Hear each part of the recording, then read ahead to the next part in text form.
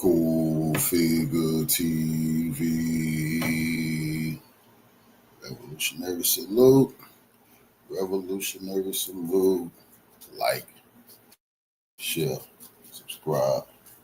Welcome to the House of Revolution. You know I'm your humble host, the Yao Mean of Revolution. And we got a World War III alert. U.S. tell NATO, beat it, hide, run. But it's too late. Before we get into that, be sure to wipe your feet. That means hit the like button. You in the House of Revolution.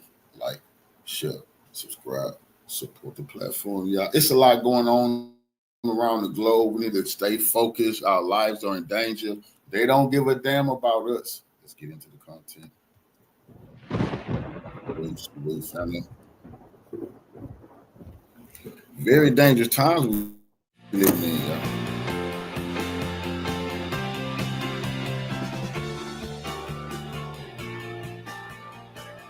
Family.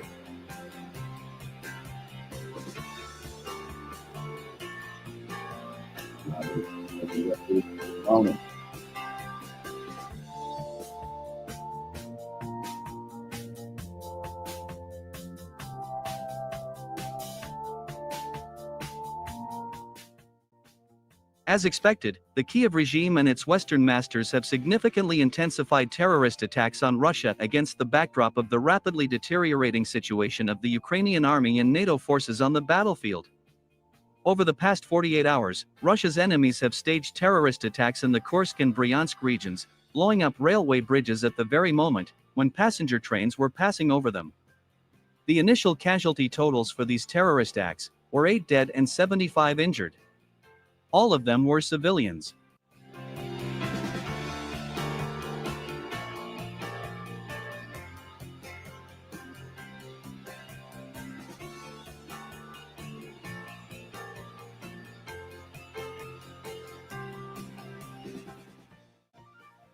However, the attacks on Russia did not end there. On the afternoon of June 1st, Ukrainian FPV drones attacked Russian military airfields in regions such as Amursk, Ryazan, Ivanovsk, Irkutsk, and Murmansk.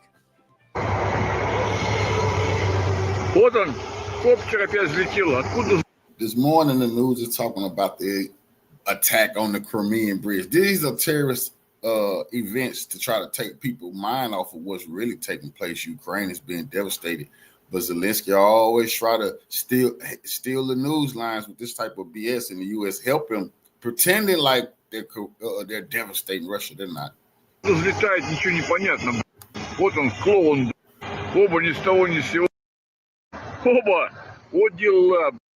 Even though Ukrainian and Western propaganda started to assert that 40 Russian strategic bombers were destroyed during this attack, this information was debunked.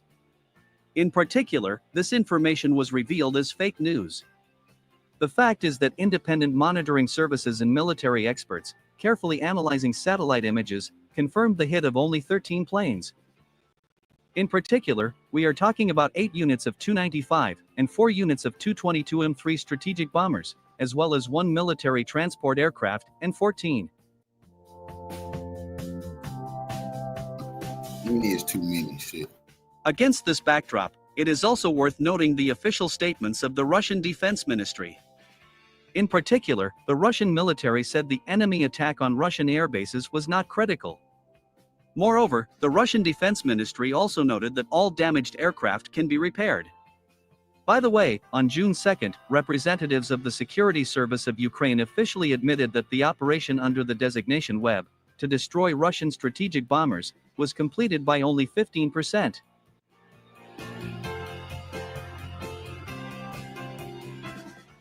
Against this backdrop, many experts noticed that all these attacks on Russia were committed on the eve of the second round of negotiations between the Ukrainian and Russian delegations in Istanbul.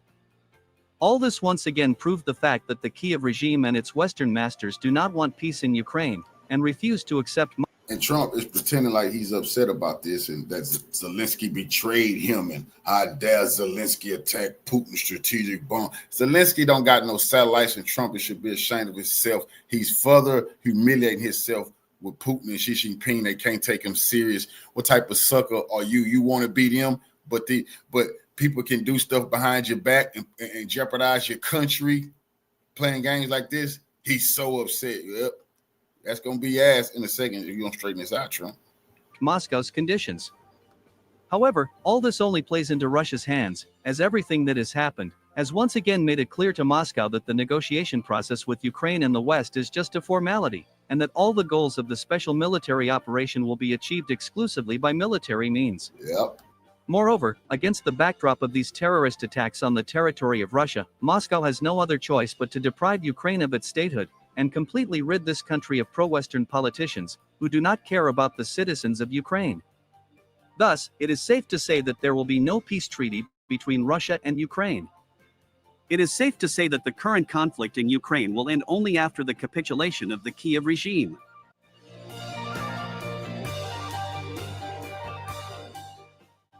Moscow is well aware that the existence of Ukraine threatens Russia's national security. Moscow understands perfectly well that if Russia does not completely absorb Ukraine, the West will continue to use this country for terrorist attacks on the Russian Federation. Given this context, it is evident that the Russian army, following the complete liberation of Donbass, will not cease its operations. Instead, it will push forward along the entire combat contact line, eventually establishing a buffer zone directly opposite the Polish border.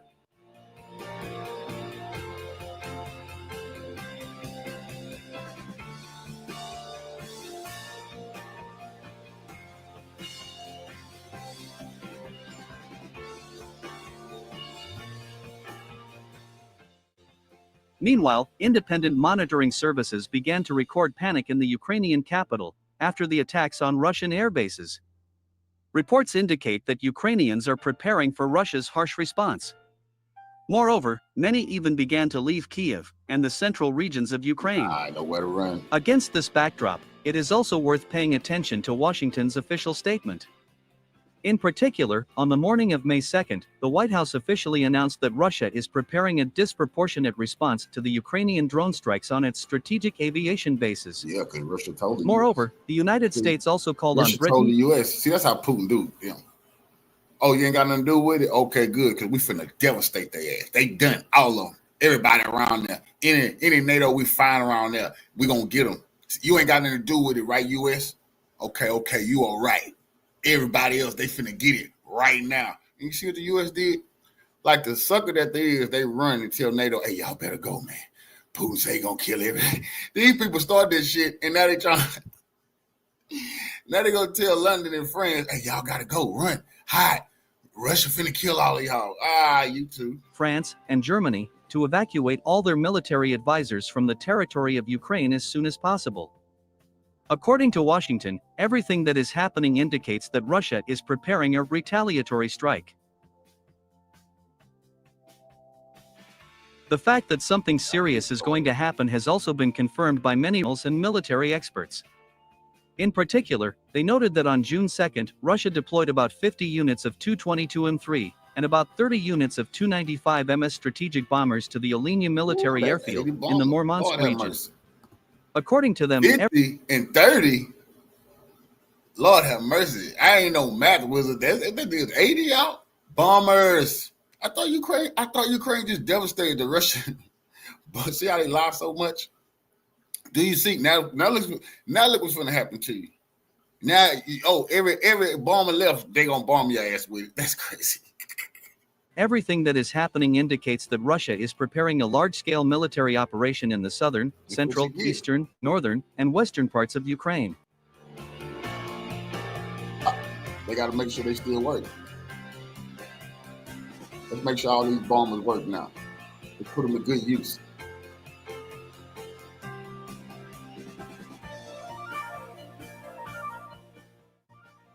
Even Western military experts and analysts have admitted that such an active deployment of strategic aviation may be related to the preparation of the so-called retaliation strike in response to Ukraine's terrorist attacks on the Russian Federation. Furthermore, the fact that Russia is preparing a tough response was also confirmed by the head of the Federation Council Committee on Constitutional Legislation, Andrei Klishas.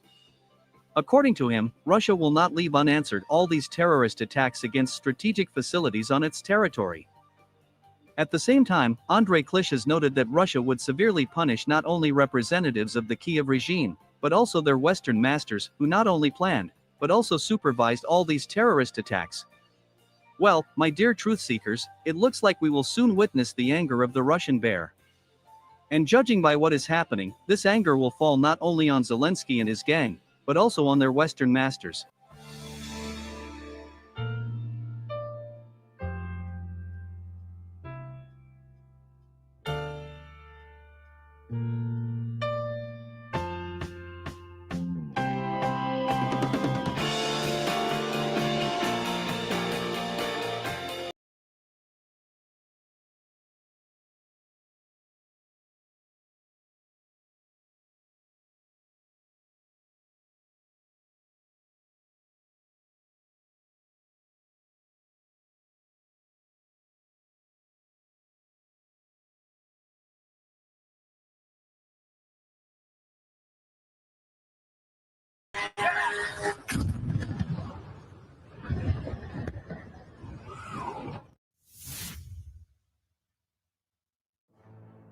Footage shows the consequences of a devastating attack by Russian kamikaze drone Garin 2, visiting a logistics target for Ukrainian military interests in the port of Odessa. A short video appeared online, released by the Russian military channels on June 3, 2025. The scale of the attack on the night of June 2nd was a direct response to the recent Ukrainian drones attack on the Russian airfield. According to local surveillance services, the port infrastructure, warehouses, and railway logistics center in the port area, the arrival of a nightmare.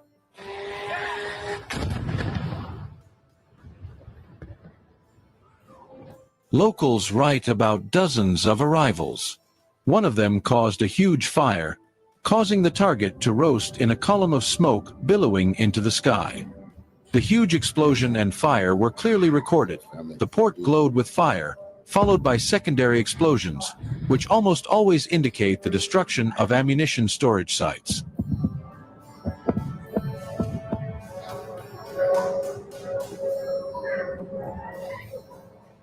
Garin's attack paralyzed Ukraine NATO rear logistics, and Odessa is no longer a safe haven for weapons due to Garin's relentless works, and it's still not over. Air defenses are overwhelmed again, with military infrastructure and locations being hit with pinpoint accuracy, and panic is spreading in the rear areas.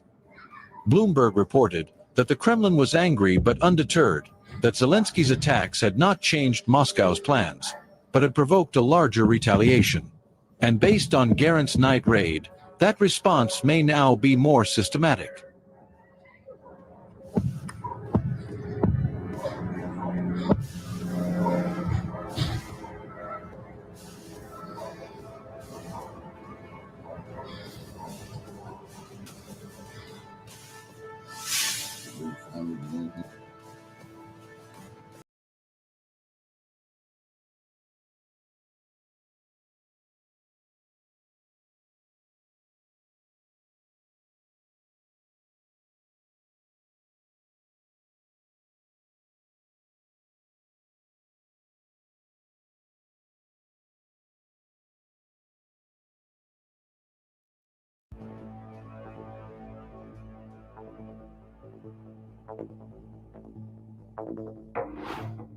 An Escalation missile a Ukrainian military training ground sent shockwaves to Kiev's command and raised urgent concerns of parity as the conflict escalates.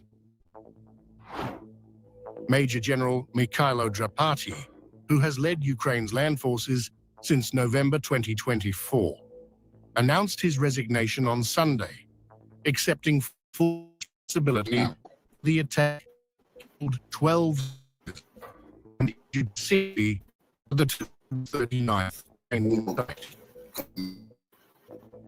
Ukrainian President Zelensky quickly convened an emergency meeting to review the incident. Drapati ordered a thorough investigation into commanders' decisions, the condition of shelters, and the effectiveness of warning systems, assuring that all wounded are receiving medical aid. Drapati's resignation marks a rare display of accountability from a top military official during the ongoing war. In a Telegram post, he admitted to leadership failures and warned that the strike revealed deeper problems in the army's preparedness and command structure. Conspiracy of silence and impunity are a poison for the army. I tried to exterminate it from the ground troops. But as such tragedies continue occurring, it means that my efforts were not enough. We have no right to live in a system that cannot learn.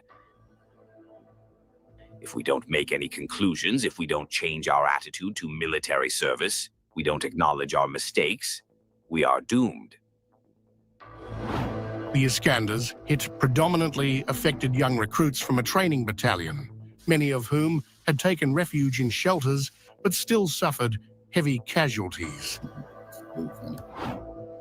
Drapati, who took over from Alexander Pavliuk in late November 2024, has a controversial past linked to suppressing protests in Mariupol in 2014 after Ukraine's February state coup.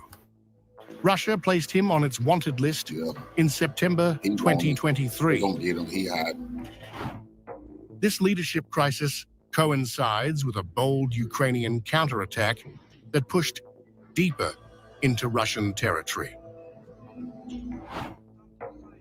On Sunday, Ukrainian security forces launched a large-scale drone strike NATO. on Russian military air bases far from the front line. President Zelensky described it as their longest-range operation to date.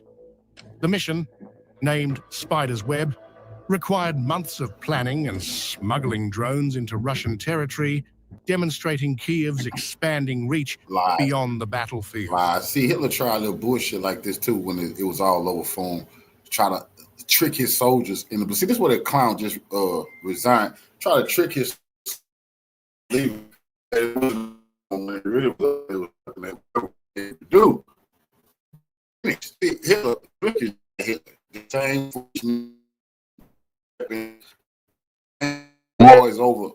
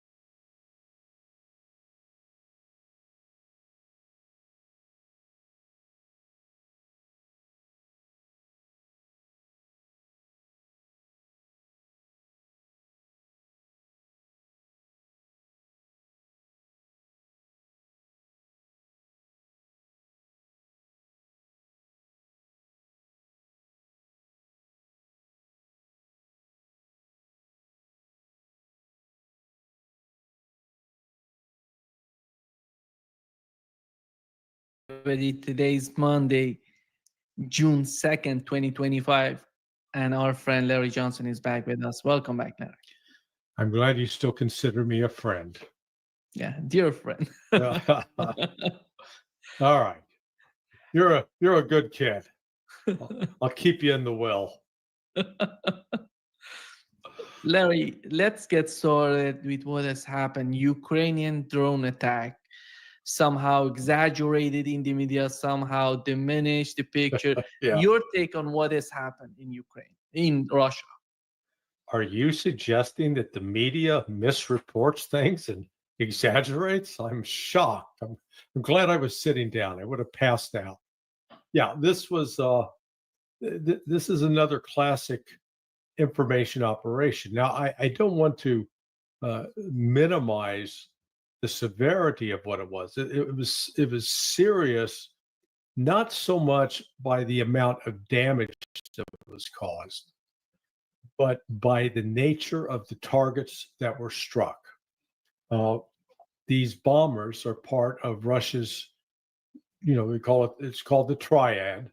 You've got three legs in the nuclear response. You've got those that are launched from the land, those that are launched from the sea, and those that are launched from the air. So this is the air component.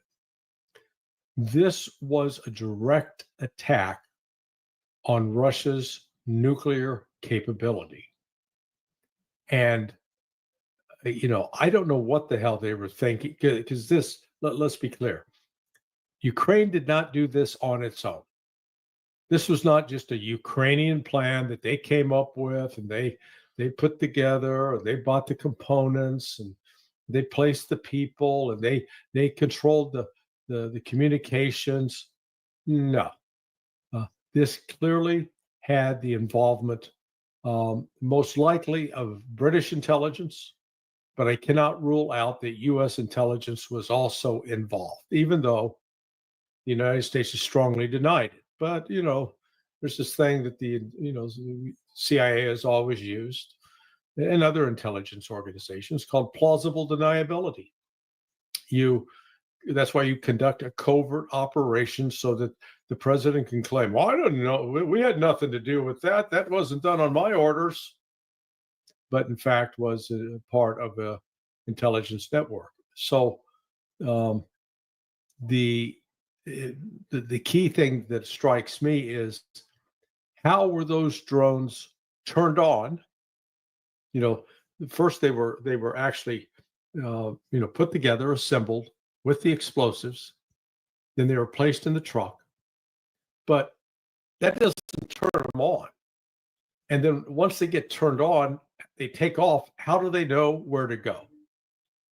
And some are suggesting, that the guidance was just done via the telephone system. I don't believe that for a minute. So this suggests something more sophisticated. And fortunately, there are, like, I think, a total of 5 to 7 planes damaged and or destroyed. A significant amount less than what the Ukrainians claimed at 40. But Russia has viewed this as an escalation. I think there's a realistic possibility that we'll hear from Putin sometime today, now that the talks have broken down, ended in Istanbul, that Russia will declare war. They'll move this from a special military operation to war, which means mobilization and means no more restraint on a variety of targets. I think it's highly likely that we're going to see Russia use not just one, but multiple numbers of the Oreshnik missile against strategic targets inside Ukraine. Ukraine is going to pay a heavy price. This is what took place yesterday, is the classic definition of a Pyrrhic victory. You get a tactical win, but a strategic defeat. And that's what's going to take place for Ukraine. Larry, 5 bases were attacked, if I'm not mistaken. Is that the case? Well, actually, you're not mistaken. You were just reading crappy reporting that was mistaken. The 5 bases were targeted, but I think there were only actual hits on 3 of them. 2 of the bases were able to destroy or stop the drones. In terms of, Larry, I don't know if you saw the article on CNN. It says that Pete Hegseth, Pentagon chief Pete Hegseth, watched the Ukrainian drone attack live yesterday. If that's the case, is that going to be of concern for the Trump administration? Do you think that they're reporting honestly on the way that the Trump administration, somehow the head of Pentagon, was involved in that sort of attack? I would find it, I won't say it's impossible, but for Pete Hegseth to sit there and, quote, watch it, would mean that there would have to be either the Ukrainians, one of the drones that they were using provided video coverage, and the United States was tapped into that. If that's, and that's one possibility. Otherwise, the ones I have seen during my time working with the military, the term they called it kill TV, because somebody was usually getting killed with a drone. But you would have another drone up that would be providing, lifetime video feed. If that is true, that Hegseth was watching this real time, that tells you that the United States absolutely knew this was coming about and was a participant in some way. It's so amazing, Larry, that you see the new round of negotiations today, which lasted more than an hour and 15 minutes. And Russia is so calm. Russia is just, they consider the separation between the different fronts of the conflict in Ukraine. And do you feel if Donald Trump was in a similar position, as in a similar situation as Vladimir Putin is today, what could have been his reaction? An attack on Russia, as you mentioned, it's nuclear bombers. These drones attack a very important part of the military industrial complex, of the military power of Russia. What would be the reaction on the part of the United States if something similar had happened to them? Oh, we would view it as an act of war and would respond accordingly. And this is, I had exchanged some messages with our friend Pepe Escobar earlier today, and I posed to Pepe the question, thinking, this is going to be a game changer with respect to the war in Ukraine from Russia's standpoint, and Pepe agreed. He said that these talks in Istanbul were DOA, dead on arrival. I think the combination of the attack on the airfields, coupled with the terrorist attacks on the two bridges, one in Bryansk and one in Belgorod. In Kursk, was it Kursk or Belgorod? Kursk. Kursk. Yeah. But that is, that's now pushed Russia that the peace, any quote peace negotiations, they're dead. They're off the table. Ukraine has foregone its last opportunity, and Russia's going to crush it militarily. So this, we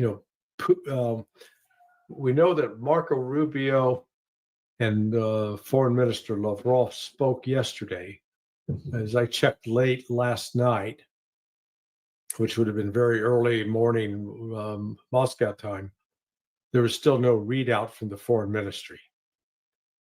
My guess is it was not a polite. It was a professional conversation, but I think Lavrov, read the riot act to Rubio, and sometime I guess after that call, Trump got word to the rest of the EU that Russia's response is going to be, I think the words were disproportionate. I don't know why the West thinks it's quote disproportionate to try. I just tell you what happened. Lavrov told Rubio, the Russians told the Americans, "Oh, y'all didn't have nothing to do with it." The Americans, "No, we didn't know." They said, "Okay, we finna destroy everything in Ukraine. Any NATO facility we find, they finna get it. And since y'all wasn't in on it, y'all gonna stand by and watch, right?" Then what he say? Trump pretending. See, he can't say he was attacking those nuclear bombers like that. Okay, I'll relay the message to the British and the French. You in it, but you finna have to watch what's finna happen. And Trump said, "Oh, it's gonna be disproportionate." Yeah, Russia don't have to give you the exact what you gave them. No, they can up the ante. Make sure you understand you being devastated. If you launch an attack on my nuclear capability and you think I'm going to only sit back and, throw a paper ball at you, forget about it. Larry, here is what Zelensky said about the drone attack on Russia. Top priority is supporting our defense, and I'm grateful for all the support packages and for every investment in weapons production in Ukraine and for the development of production in your countries as well. Europe, together with America, has better weapons than Russia. We also have stronger tactical solutions. Our Operation Spiderweb yesterday proved that Russia must feel what its losses mean. That is what will push it toward diplomacy. And when Russia takes losses in this war, it's obvious to everyone that Ukraine is the one holding the line, not just for itself, but for all of Europe. Ask your intelligence, what is Russia planning this summer in Belarus? If they are bold enough to prepare attacks from there, then we need more strength together. Nobody can deny that the desperation on the part of Zelensky and his administration is just going through the roof. And the question would be, who's going to manage that? Yeah, well, you got to. Terrorism is always the act of desperation. Now, I do draw a difference between launching drones on a military target, which is, I think that's what I'd call a legitimate act. Not that I endorse it, but it's not targeting civilians.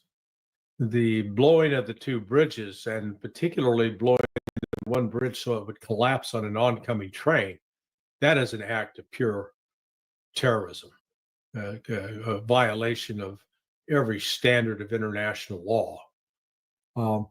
But these kinds of these are acts of desperation. You're not old enough. Okay, hell, I'm not old enough to remember towards in the last 6 months of World War II, the Germans were launching rockets into London. Now these were, these were sort of predecessors of today's, cruise missiles and such. Game changer. Well, it didn't change the outcome of the war at all. All it did was kill some civilians, which was, just added up to the charges brought against Nazi Germany at the Nuremberg trial. So this is, I would say, this is very similar to that. It's dramatic. It acquires news coverage, but it doesn't change the military situation one bit. Larry, do you consider these attacks not on the military part, on the civilians, on the bridges? Do you think that the mastermind of these attacks still, do you consider them as the United Kingdom, or you've mentioned you don't know if the United States CIA was involved in that, but I really feel that the United Kingdom is the mastermind in all of these desperation acts on the part of Zelensky and his administration, because they want to show they can do something. They can do huge damage on Russians. That's to get more weapons. As Zelensky in this video, by the way, he was mentioning, we need more weapons. We need to defend ourselves. All of that. They're asking for more weapons. Yeah. So if you ask me, was Donald Trump briefed on this, and did he approve it and approve it as a covert operation and sign off on it? I don't believe that. Is the CIA, though, operating on authority with respect to carrying out a mission in Ukraine, that it's still under that authority? It can still collaborate, conspire, plan, and provide support to Ukrainian intelligence service. Yes, I think that is happening. That's what happened here. And that the CIA is working closely with, coordinating with MI6, because British and U.S. intelligence have worked closely throughout this entire project. So to at a minimum, there was a CIA officer on scene who absolutely knew what was going to happen. So they can't pretend that this was a complete surprise or shock. Larry, isn't that amazing that Russia keeps these bombers out of there was nothing above them, nothing. It was in an area that any drone attack can access that and can. Why was that the case in Russia? Why they're not protecting until they're putting them in some sort of building, something that to protect these bombers? They were out. Well, that's a great question, because under the START II treaty, one of the requirements is to keep the bomber forces out, exposed, so that they can be counted by satellite. So this was Russia abiding by the conditions of that treaty. They may now move to say, okay, you clearly are not honoring the treaty. You're not even controlling your vassal state. So and maybe that was actually the reason behind this, to try to force the Russians into taking action to break the treaty, so that the United States could blame Russia. You know, there's a lot going on here, but I think now the Russians are definitely going to rethink this.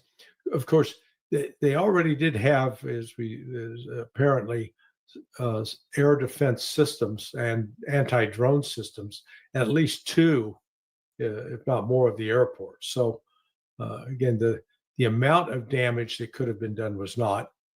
A couple of my understanding is at least two of the trucks that were supposed to launch drones blew up prematurely, or were detonated prematurely, because the drivers were like suspicious and started checking it out, and next thing you know, this was remotely detonated.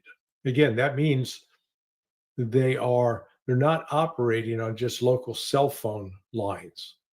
Starlink clearly, I think, was involved in providing some coverage of this, or they would tap into the Russian communication system, but the ultimate monitoring of it back in Kiev or wherever was done all with the help of Western intelligence.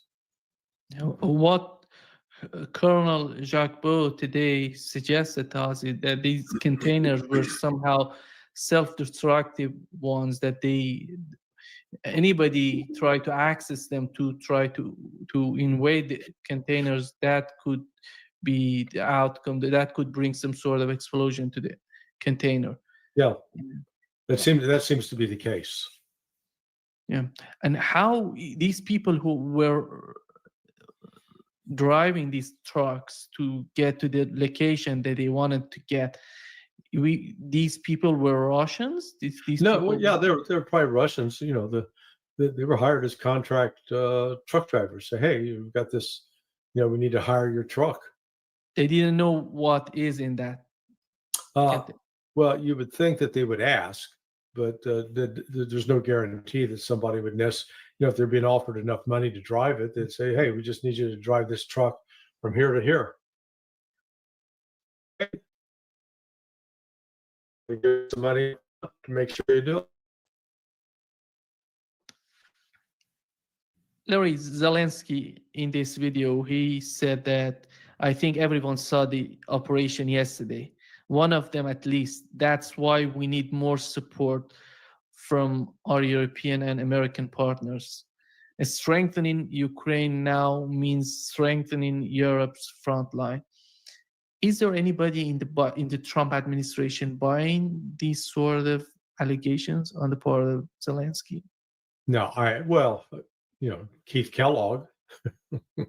Yeah, I'm sure there are a few, but the question is Trump buying it, and I don't think so. Here is what Keith Kellogg said, Larry.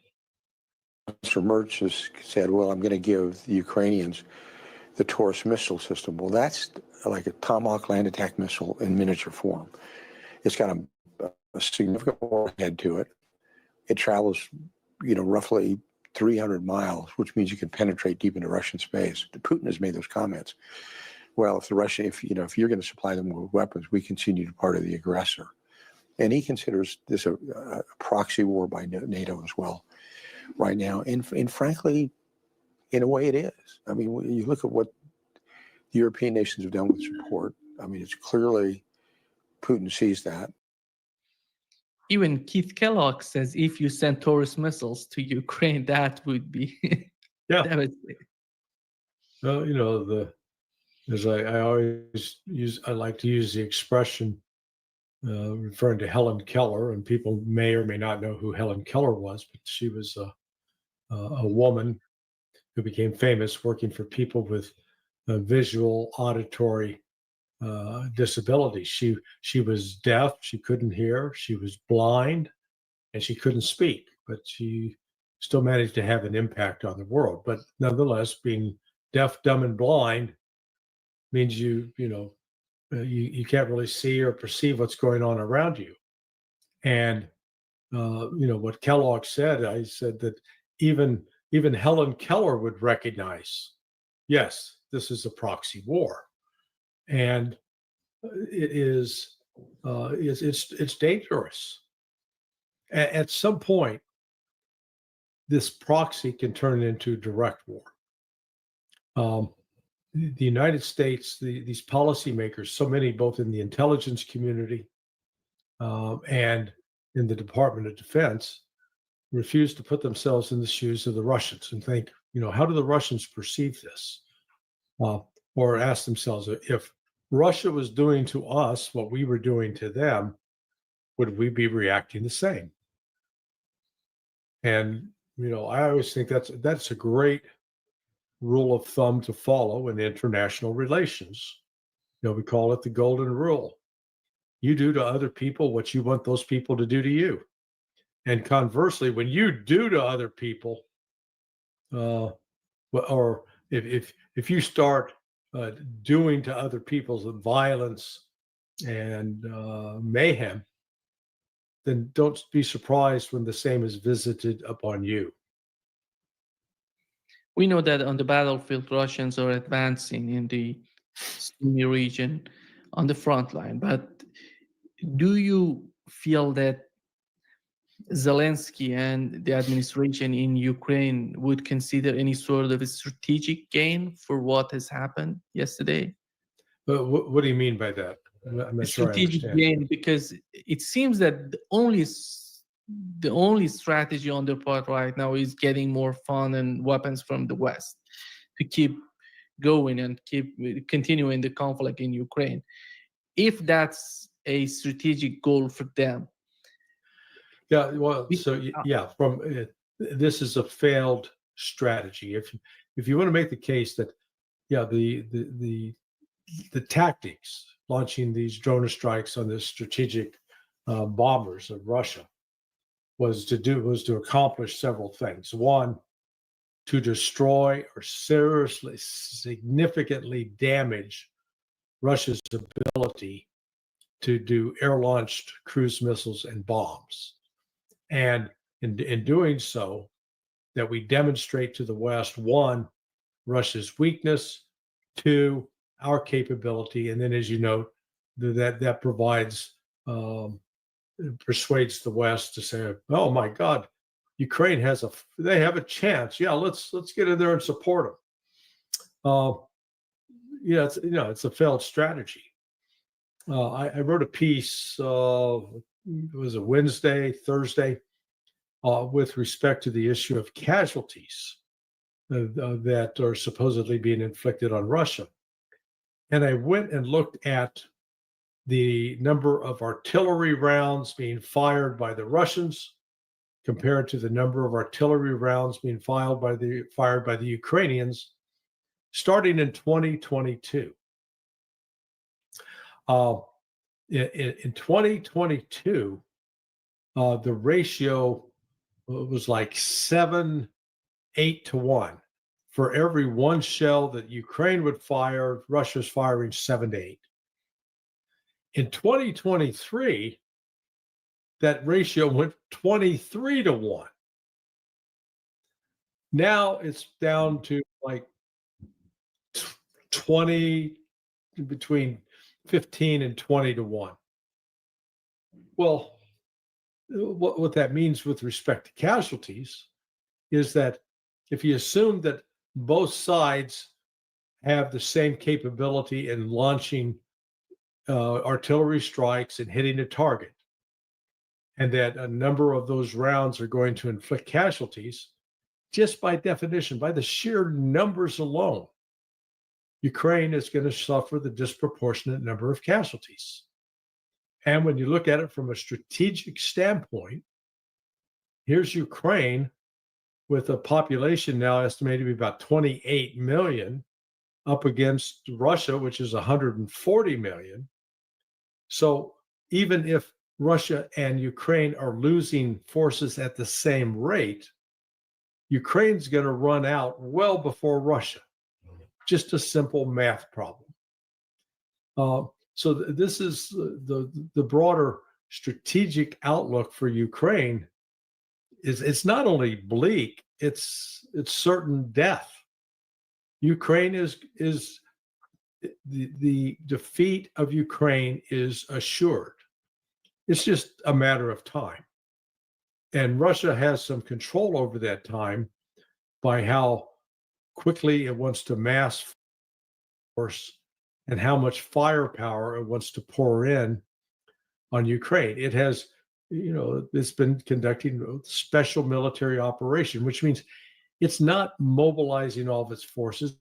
It's not destroying all the communication centers in Ukraine. It's not destroying all the power stations. It's not destroying all the fuel depots. It's limited itself. In other words, to try to, if you will, minimize impact on civilians. But they could reach a point where they say, okay, this is now total war and the civilians are going to suffer. I don't know if you saw Lindsey Graham talking about that Ukraine will win, we're going to support them. And do you feel that Lindsey Graham has something to do with what has happened in Russia? Did he know about it? Maybe he may. Yeah, was he told about it, briefed on it? I think almost certainly. And that's why he's so giddy. But Graham, I've been told that Senator Graham faces some real legal risks now. That reportedly he's been receiving a lot of money that's been laundered through Latvia, coming out of money that the United States sent to Ukraine. Ukrainians stole it, shipped it to Latvia, and some of it's made its way into Senator Graham's pockets. We'll see if that pans out, if that's true. I always wonder who's the worst enemy of Lindsey Graham. Is it Russians or Ukrainians? Because it seems to me, after all, the hatred, if the hatred is toward Russians, is killing all of Ukrainians. And he doesn't care about it. I think his biggest enemy is himself. He's his own worst enemy. He opens his mouth, he gets into trouble. But you got to go back and question, what is his obsession with Ukraine? And I think when the evidence is revealed about his the way he's benefited financially from this, it'll help explain a lot. Do you feel that anything would come out of the negotiations between Russians and Ukrainians? Every time they're talking about the exchange of prisoners, nothing more than that. And maybe Zelensky is buying time. He's talking about ceasefire. He's so serious about achieving some sort of ceasefire, which we know wouldn't be the case on the part of Russians. And do you see anything beyond that? Well, at this latest meeting, Ukraine called for an unconditional ceasefire. Russia said, "Niet, no." and said, well, we want to have a meeting between Putin and Zelensky. And the Russians said, "Yet, no. We'll talk about exchanging bodies." Well, they've already been doing bodies exchanges. The last three have been at a rate of like, for every one Russian soldier's body returned, there are 26 dead Ukrainians.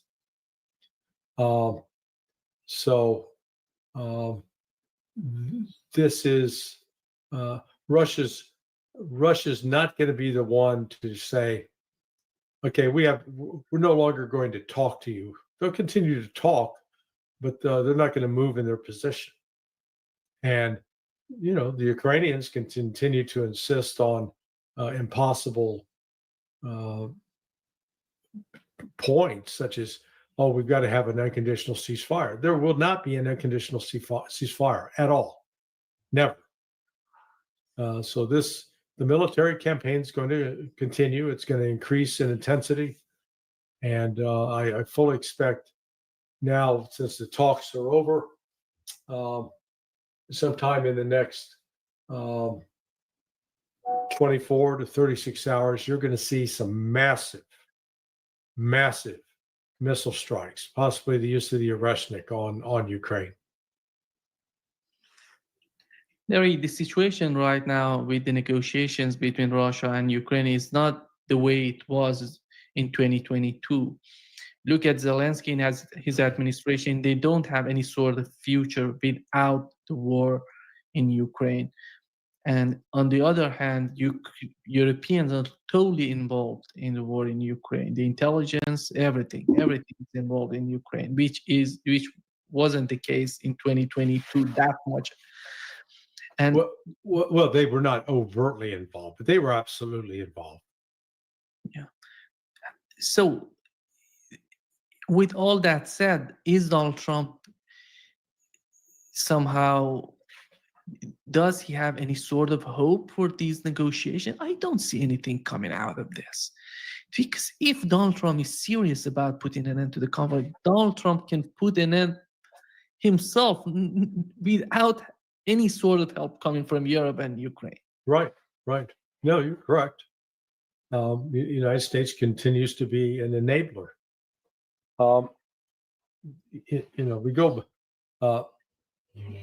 We go day to day from what looks like hopeful signs to what looks like no signs. Trump's comments over the past week, especially with respect to Russia's retaliation against Ukraine for the missiles, for the drone strikes that occurred prior to May 24th, indicate that Trump is he's either lying or he's being deliberately misinformed by his staff. And frankly, I don't know which it is. I suspect it's deliberate misinformation, but, could be wrong. For what purpose? Because the staff wants to continue painting Ukraine as the victim, Russia as the aggressor, and hopefully finally convince Trump to refund, send more money to Ukraine, send more weapons to Ukraine. Based upon the events of this last weekend, since last Friday, with the attacks on the bridges, I guess, in Bryansk and Kursk, and then the attacks on the airfields yesterday, Russia's, Russia's, as they call it, the bill of particulars against Ukraine is increasing in size and length. Here is, Larry, what Stormer said about their strategy. And today, following through on this review, I want to set out 3 fundamental changes that we're going to deliver. First, we are moving to warfighting readiness as the central purpose of our armed forces.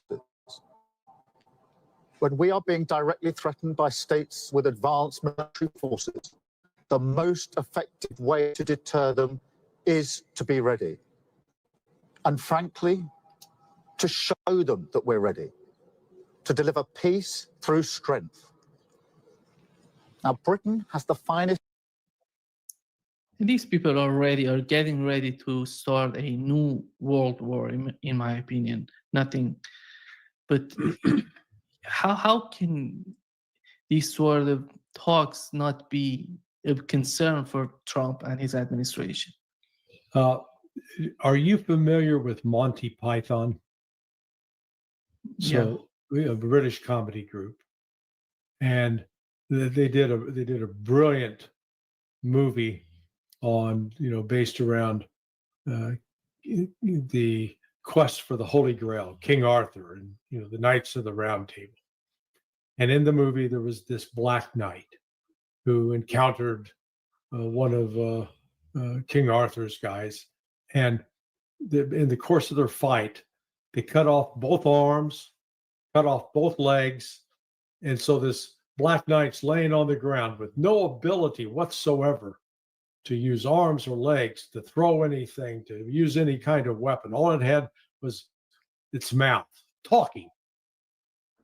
That's Britain today, okay?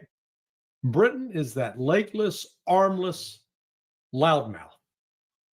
They can talk all they want. They can't do a damn thing. Britain is in denial. They still fancy themselves as the rulers of the world. And hell, they can't even rule their own country. So, and here's Starmer. He's so politically damaged. This whole affair over the arson incidents of these Ukrainian male models. Gee, how did Starmer know them? Was he rubbing baby oil on their backs? That's at least one of the suspicions. Yeah, some P. Diddy parties going. And these are jilted lovers who, set fire to his house, because I guess he may have cut off contact or wasn't sending the money, or, but 3 male Ukrainian models just don't up and decide one day, hey, let's go set fire to this guy Starmer's house just to create an incident. So the Brits, with this kind of talk, we're going to prepare military, our military. They have no military to speak of. Excuse me. How about the case of Merz? He's preparing to continue supporting Ukraine even without the United States. Again, delusional. German industry is collapsing. It's not expanding. They're closing factories. They're not opening new factories. They're not increasing the workforce. So, again, why is Merz saying what he's saying? Well, we talked about this last week. It's the money. He's a BlackRock stooge, and BlackRock's got a lot of financial assets at risk in Ukraine, and is trying to figure out how to salvage that. But they do not have the military or economic means to do so.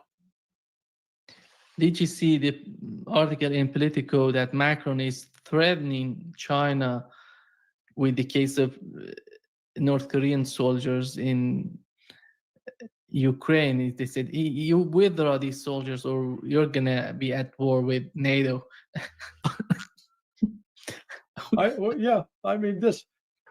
These guys are, Macron's threatening China, and yet his wife is slapping him around like the bitch he is. This is not a guy loaded with testosterone that could get into a fight. His wife manhandles him. Larry, right now, I think a lot of pressure would, these sort of attacks, we don't know, I don't know how much you follow the internal media in Russia. I don't know how much pressure Vladimir Putin right now is receiving from the public opinion or somehow the elites in Russia in terms of the way that he's handling the situation in Ukraine. I would assume that he's going to receive a lot of pressure from the far right, those people who are more aggressive toward the conflict in Ukraine, and if that could change the mindset of Vladimir Putin and his administration toward the conflict. Well, this is sort of the foolish, contradictory nature of this strategy. I call it the Western strategy, and embraced by Ukraine. That they're trying to target it and personalize it in terms of Putin, as if, oh man, if they only get rid of Putin, things would be okay. And it's like, they're not reading the public correctly. Putin is seen by many in Russia as being too slow to anger, being too calm and methodical. But that's Putin's nature. He's not easily rattled. No. Yeah, and if you go back, we mentioned this, last Friday. You go back and watch Oliver Stone's 4-part series, his interviews with Vladimir Putin that covered, really a 2-year period. You really see that Putin's he's a very cerebral guy. If Putin was killed or removed, the odds that you would get somebody like a Medvedev in a position of leadership, holy smokes. Medvedev, he'll pull the trigger a lot quicker than Putin. And if nothing else, what this is revealing is not so much frustration with Putin, but growing unity among the Russians about finishing Ukraine off and then making sure that it could never again pose a threat to Russia.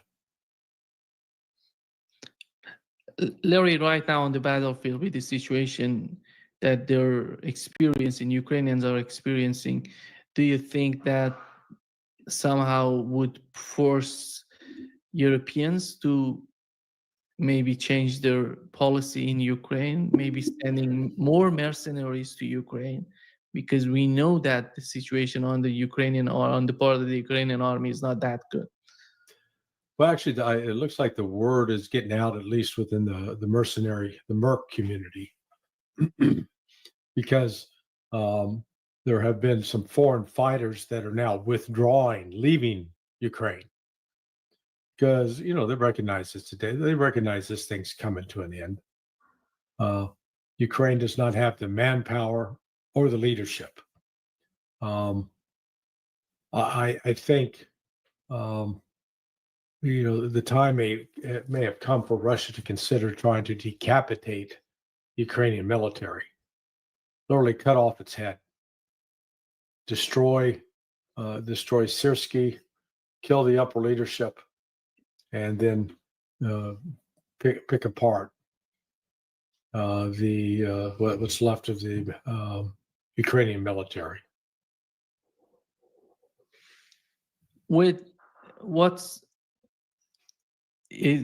I don't know what's in the mind of the Trump administration and Donald Trump himself in the negotiations.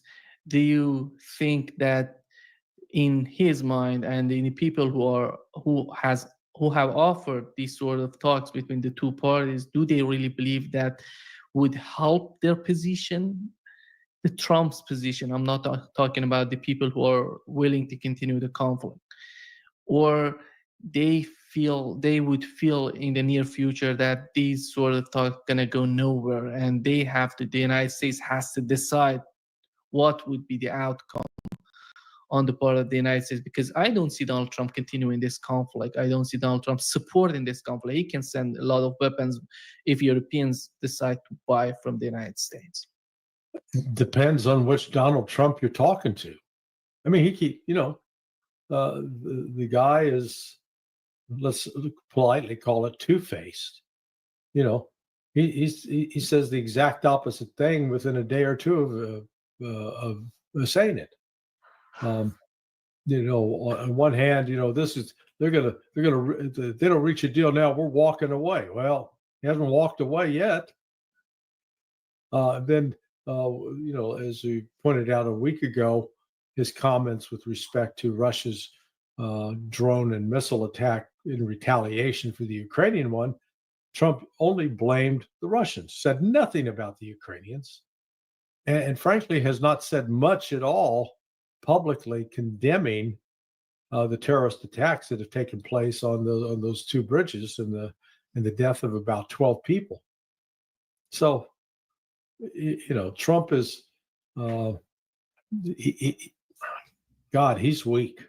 He really is. He's weak, and he's, he always likes to say, winning, winning, winning. Well, he's not winning on any front. Whether you're talking with respect to Russia, whether you're talking with respect to in bringing an end to the genocide of the Palestinians, whether you're talking getting a deal done with Iran or the tariffs, Trump is losing. We know that many people are criticizing and were criticizing Elon Musk for his sort of role in providing this the internet to Ukrainians. But after all, we know that he wasn't in favor of war for the foreign policy of the United States. He wasn't interested in war with China, I would argue with Iran, with Russia and Ukraine. He was somehow a man of peace. He wanted some sort of trade happening between the United States and these countries.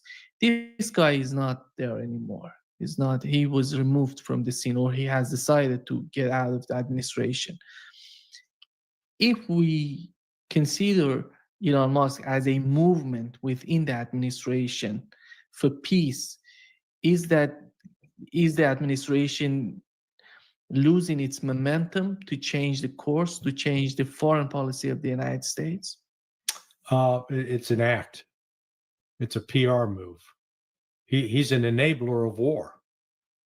His Starlink is providing critical infrastructure, communications infrastructure to the Ukrainians to be able to continue to operate in the field. Yeah, so, Musk is good at pretending, I'm a man of peace.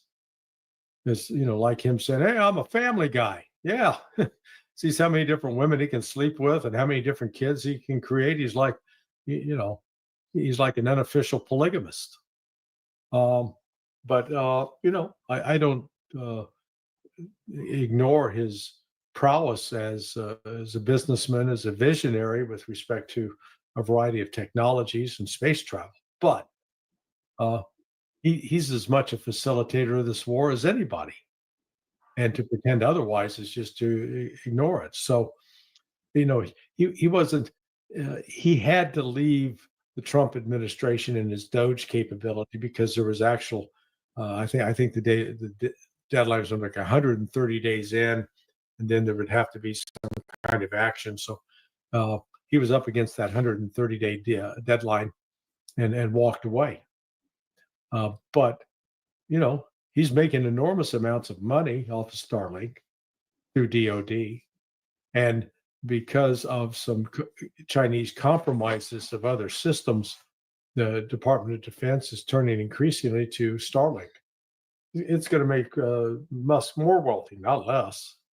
War is really good for him, man. Really good. Who's the face of peace in the Trump administration? Is it Steve Witkoff? No one. No one.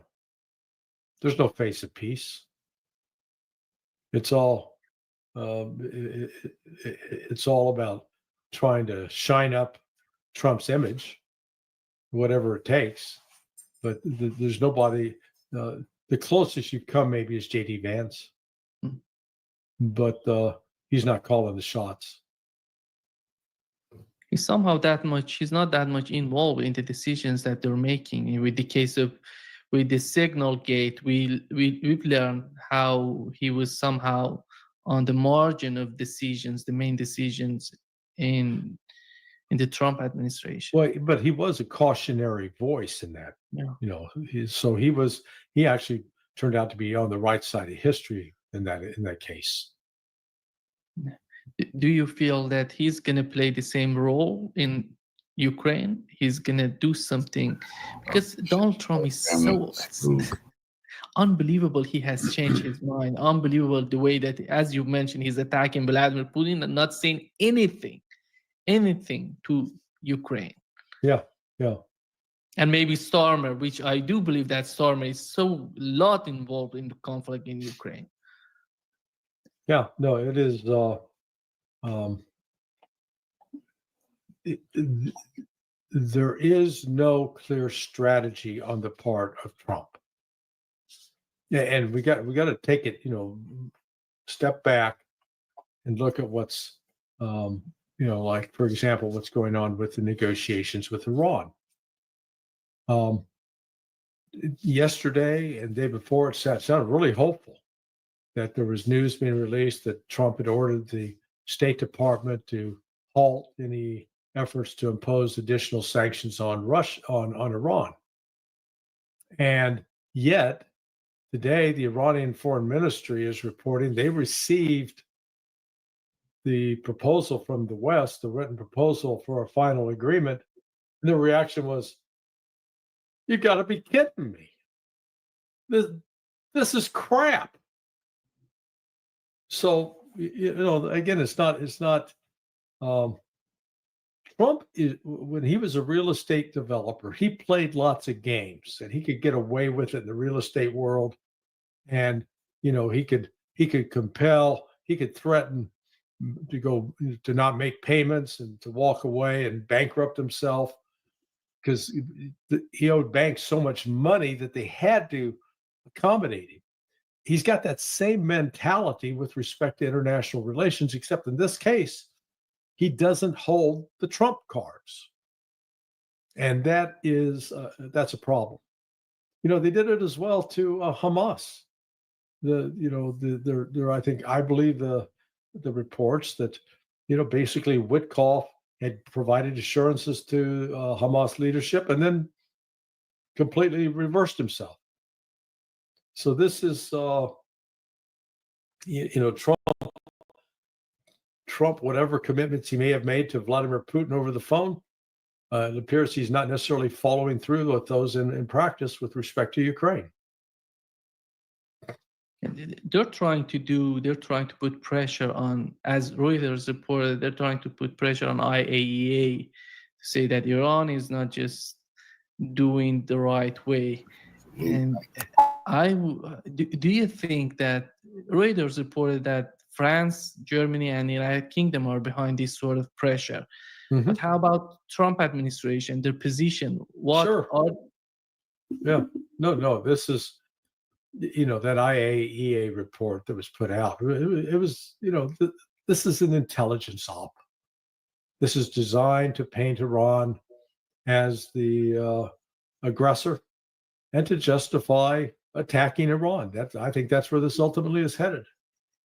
Yeah. Somehow, the foreign policy so far, it's nothing better. No, there's no, again, remember Trump, God, now it's like 5 weeks ago. Those countries are lining up to kiss my ass. Really? How many have come in to kiss your ass, Donald? The United Kingdom. Now, that says something about the United Kingdom in terms of where its priority is, kissing ass. But Japan, India, China, and then the backdrop is you've got, at least 81 members of the Senate vowing to impose, quote, bone-crushing sanctions on India and China because of their dealings with Russia. The world is getting tired of the United States being a bully. And at some point, it's gonna blow up in our face, and we're gonna pay a very, very severe price for that. Already the situation in Gaza, you see the picture, the starvation, people are just running around trying to find something, and Israelis are attacking them, killing them. Yeah, I mean, I don't know. The world does not care.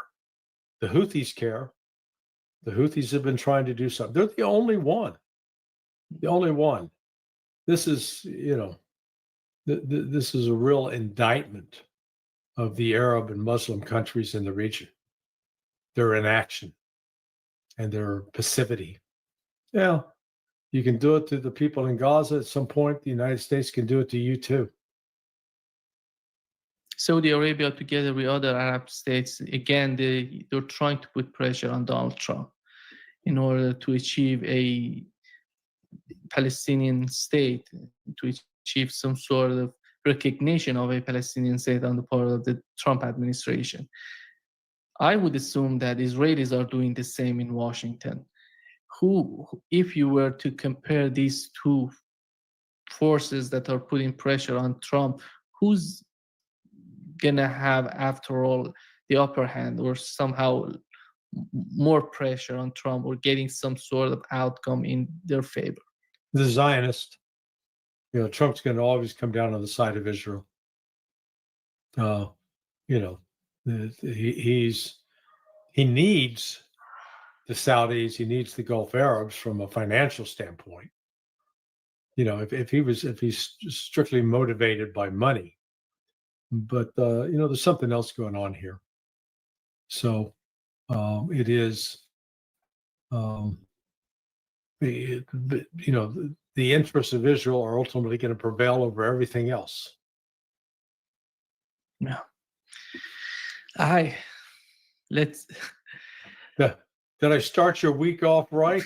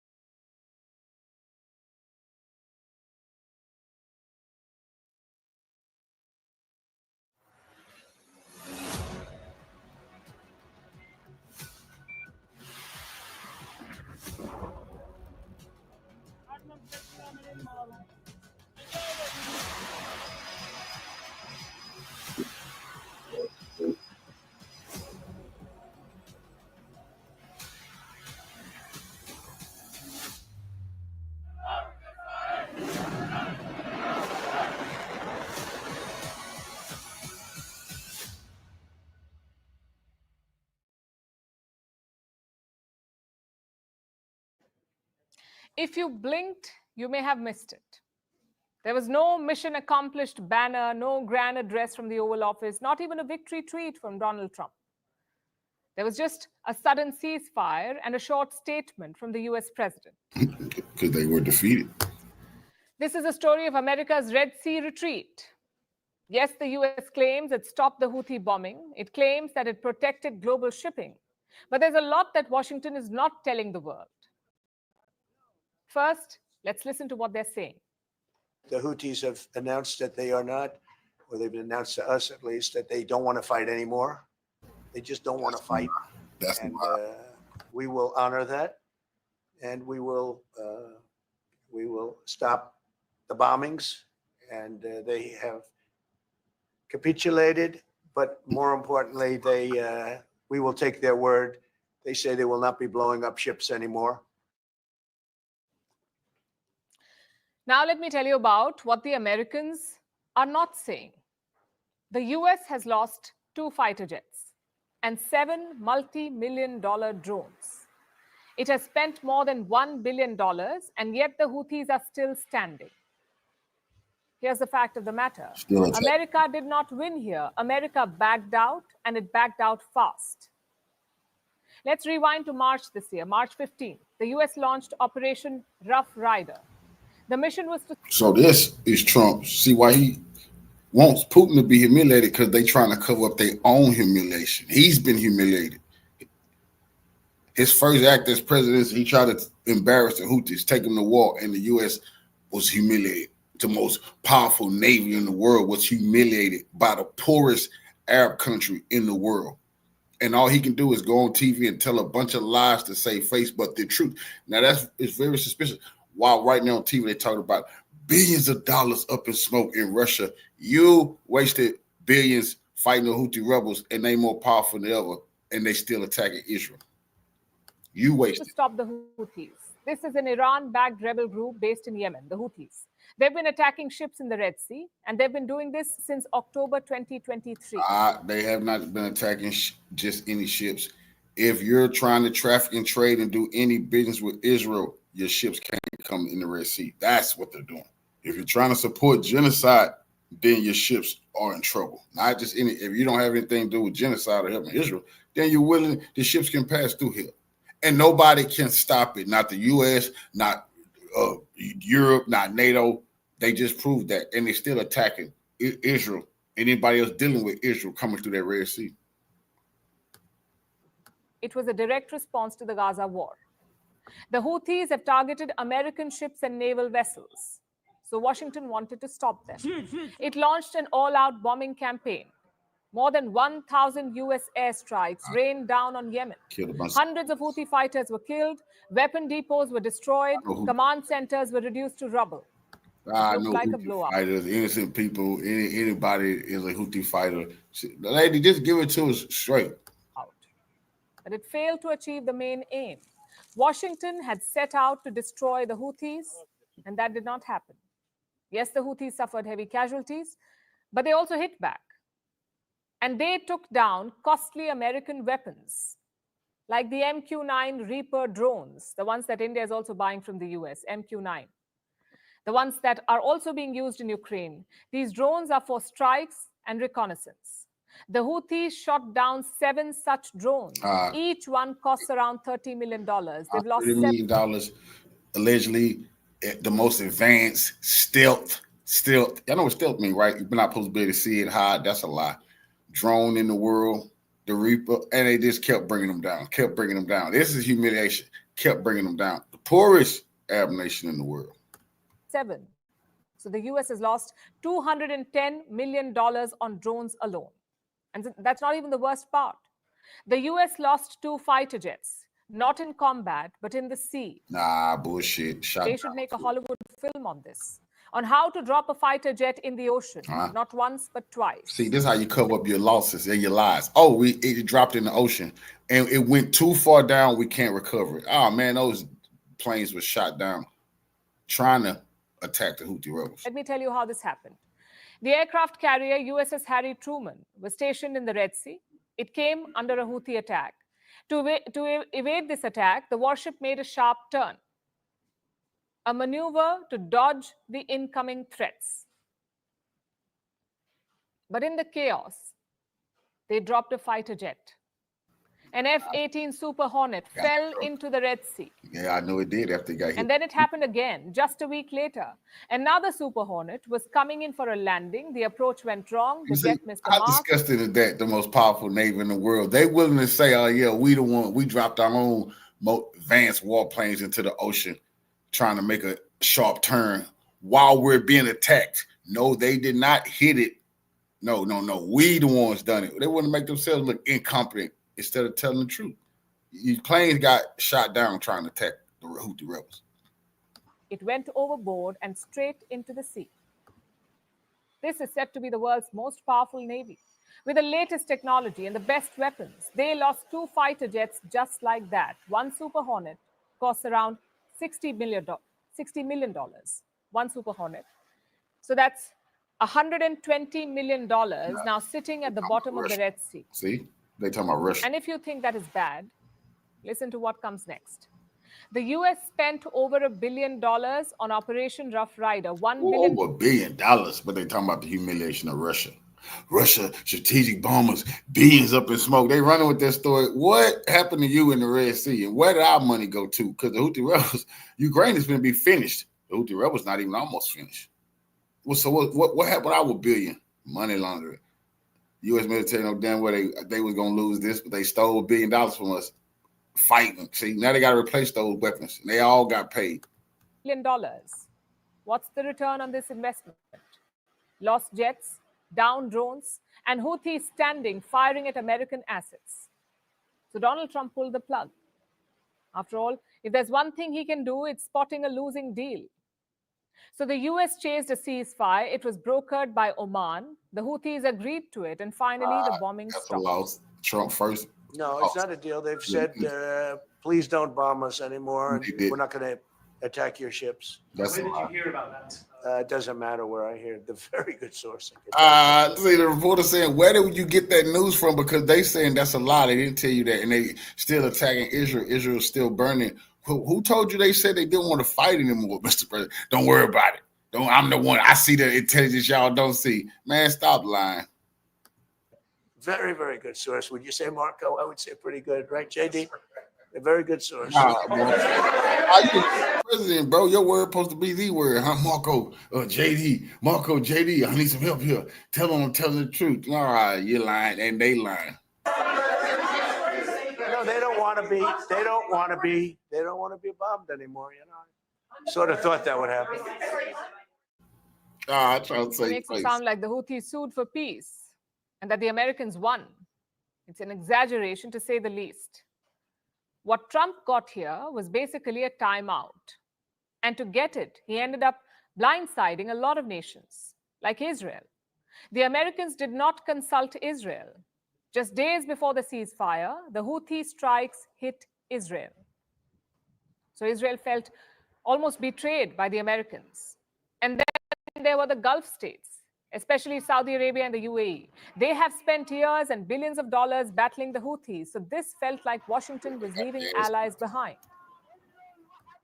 And the Houthis tapped in on the sentiment. They warned Arab states to not trust America. Will work to strengthen and expand its military actions that aim to end the aggression and lift the siege, and its military operations, including the air navigation ban on Lod Airport and the maritime navigation ban in the Red and Arabian Seas, will continue until this objective is achieved. Trump said he kept this man. It's the leader, very brave revolutionary right here. The leader of their media team. Trump said he dead. He said the leaders of the Houthis is dead. He said their missile commander is dead. I mean, the lies that and then the Americans, what's shameful on the Americans? They don't know none of these people, so they think, yeah, oh wow, we killed all the Houthi rebels. That's a damn lie. So in the end, what did the US really achieve? It did not defeat the Houthis. It did not stop all the attacks. And it did not reassure its allies. What it did do was spend over $1 billion, lose advanced drones, and embarrass a carrier fleet, and walk away from a battlefield it could not control. Operation Rough Rider was supposed to be a show of strength. Instead, it showed the world a superpower scrambling for the exit. And Donald Trump? He's already on the next story.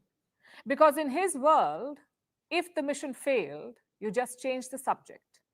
Unfortunately for him, the facts do not go away. They sink to the bottom of the Red Sea, like America's war victories. First post now available. We're not gonna let them forget that they got chased up out of the Red Sea.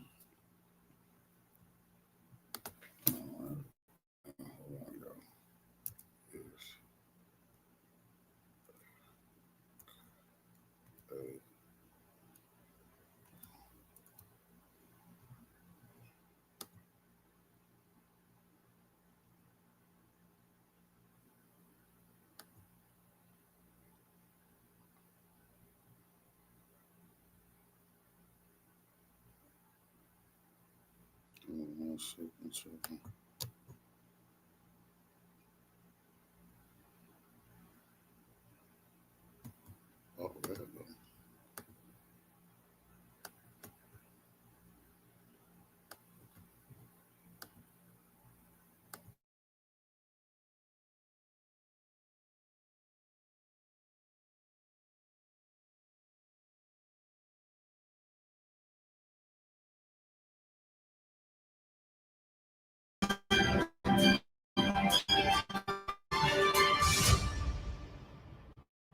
Know that a country with a weaker air force than its neighbor has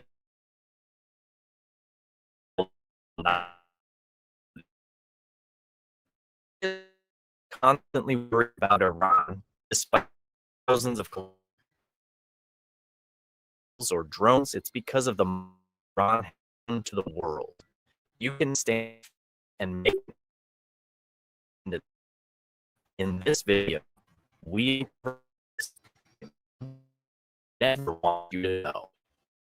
Yes, because despite Iran is instead stronger and expand its regional influence. Washington, the warning, structural resistance and war. This model could spread to other. One of America's biggest fears is Iran's regional influence. In Iraq, Syria, Lebanon, and Yemen, Tehran plays a pivotal role. By building allied networks, Iran has become an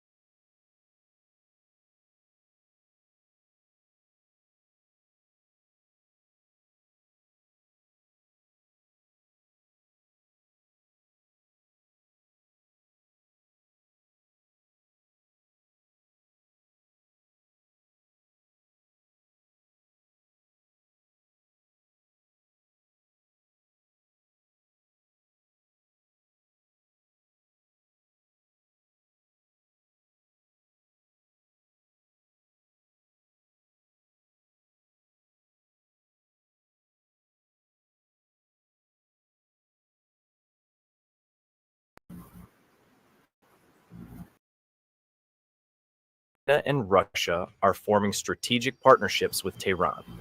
These alliances challenge the US-dominated global order. The US knows Iran is not just a country. Ballistic, cruise, and recently hypersonic missiles are in Iran's arsenal.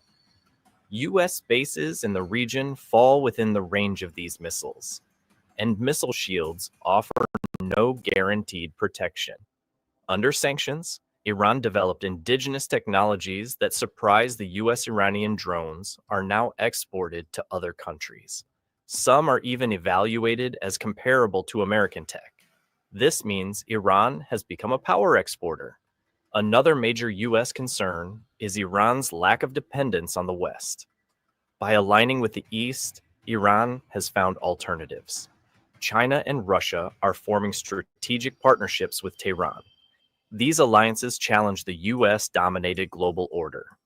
The US knows Iran is not just a country, it's an idea based on independence, resistance, and self-reliance. That idea could inspire other nations, and that's the most dangerous fear for a dominance-based system. Iran's soft power campaign has also troubled America. Iran-affiliated media shape public opinion across the Middle East. From Palestine to Latin America, Iran's message is heard, and this soft power directly impacts U.S. diplomacy. America is also concerned about Iran's cyber capabilities.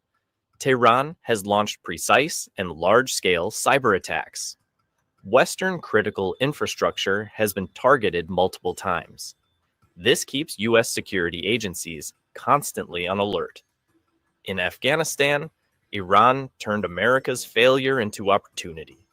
Relations with the Taliban and other groups shifted in Tehran's favor. While the U.S. withdrew, Iran remained a key player, meaning America is out of the game, but Iran is not. U.S. sanctions have backfired.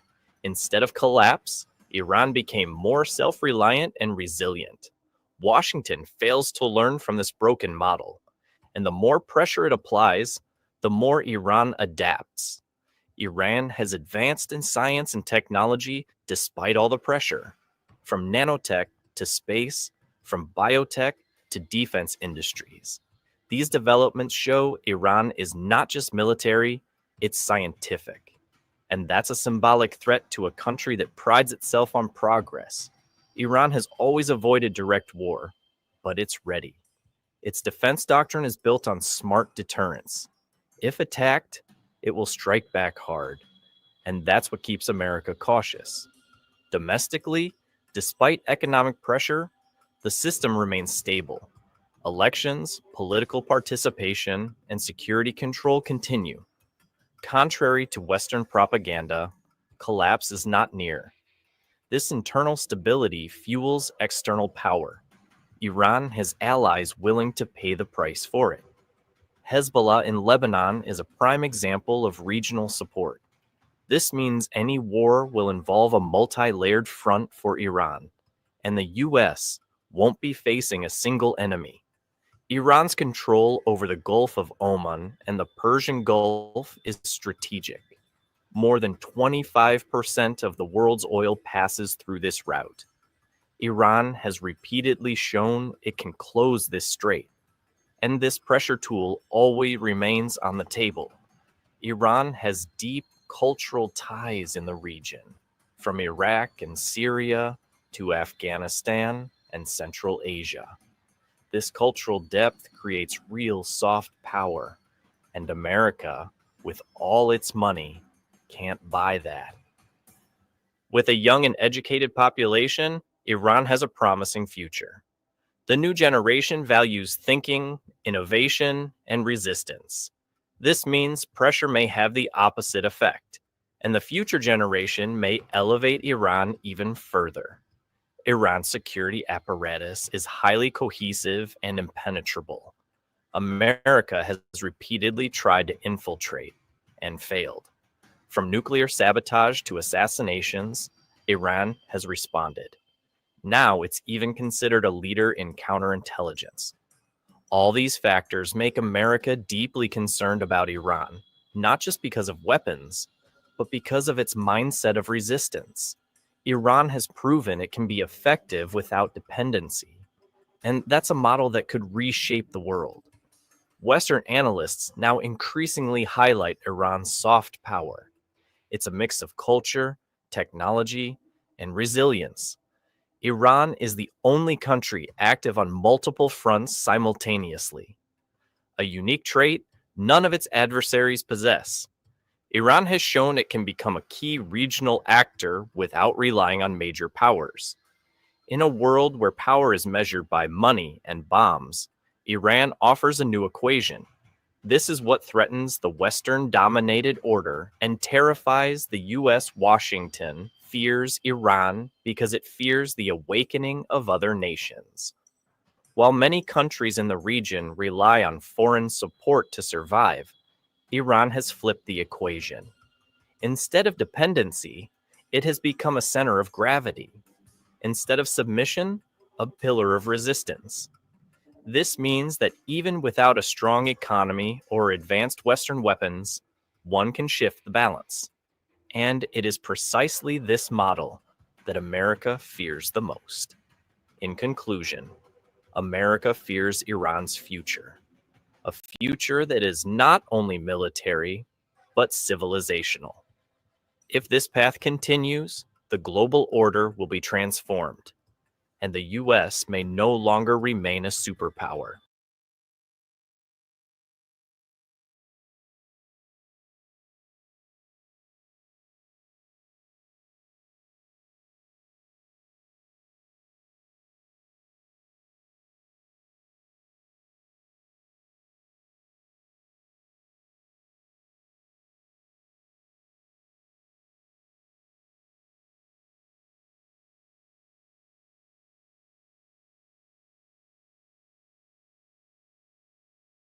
Of uranium enriched near weapons-grade levels.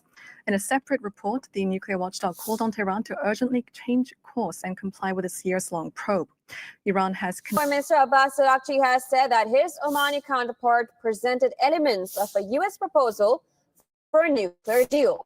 But Iran and Washington during a visit to Tehran on Saturday. Trump is grappling with a recent announcement about significant advancements in Iran's nuclear technology, presenting him with two major concerns.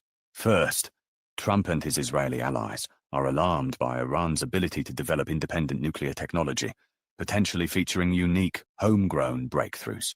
Second, The West fears that Iran could share these advancements with other anti-Western groups, undermining Western dominance globally. The International Atomic Energy Agency, IAEA, dropped a bombshell on May 17th, revealing that Iran had accumulated 408.6 kilograms, 900.8 pounds, of uranium enriched to 60%, making it the only non-nuclear weapon state to achieve this level. This marks a critical turning point, confirming the worst fears of Trump and Israeli Prime Minister Netanyahu.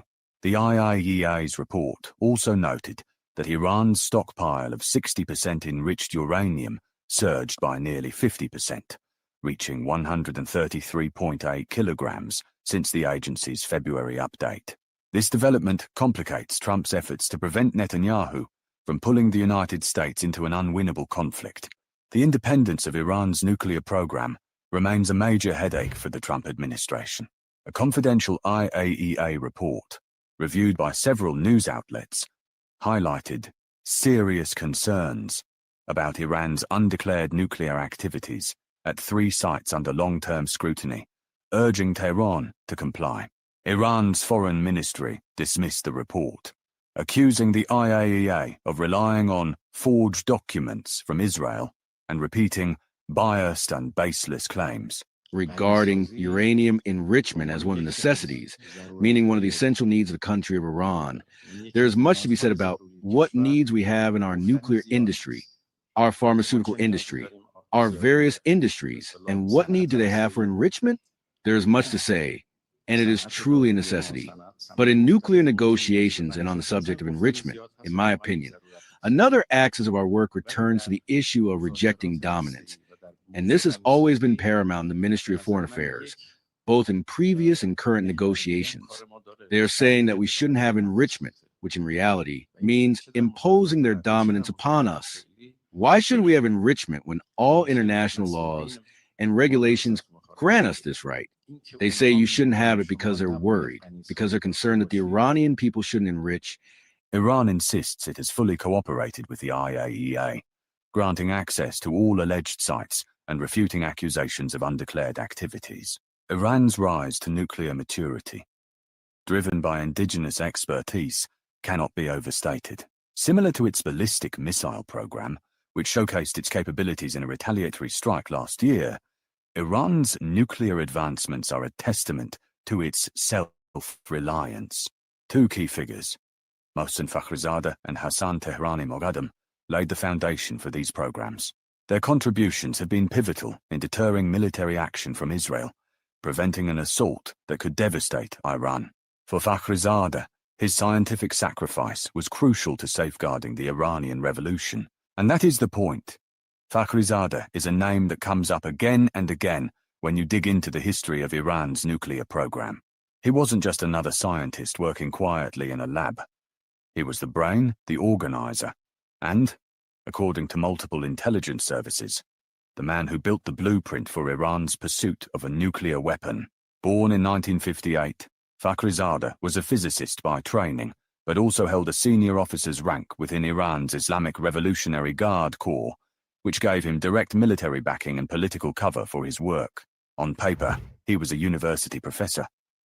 But in reality, he ran one of the most secretive and controversial weapons programs in modern Middle Eastern history, back in the late 1990s and early 2000s. Iran's nuclear ambitions were split between public civilian projects and a deeply buried military effort known as Project Ahmad. Fakhrizadeh wasn't just involved, he was the director. The project's goal was straightforward in its ambition, but immensely complex in execution. Design and eventually build a working nuclear warhead, one compact enough to be mounted on the Shahab-3 ballistic missile, a system capable of reaching as far as Israel and parts of Europe.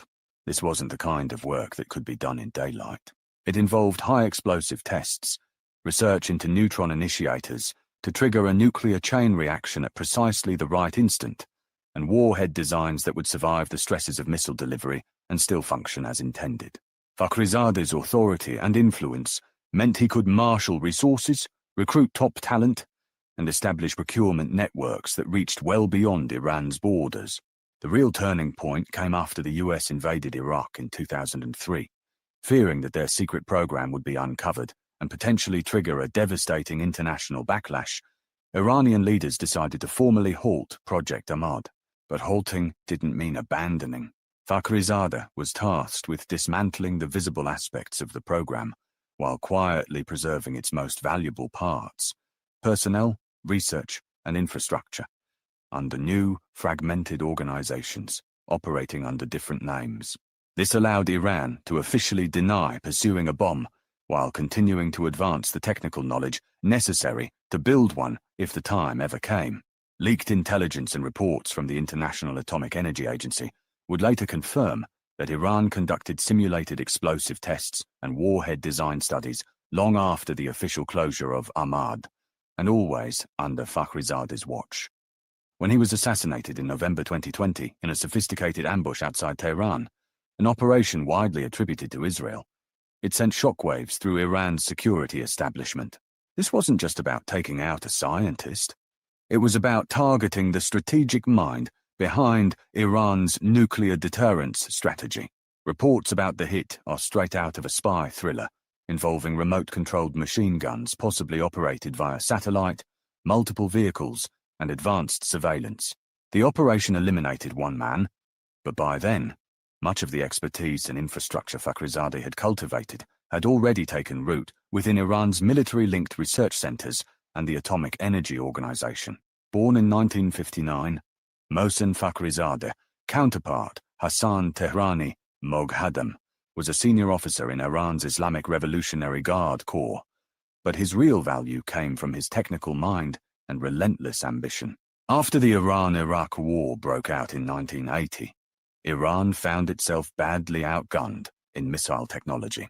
Iraq was launching Soviet-made Scuds into Iranian cities, while Iran had little to answer back with. That war changed everything for Moghadam.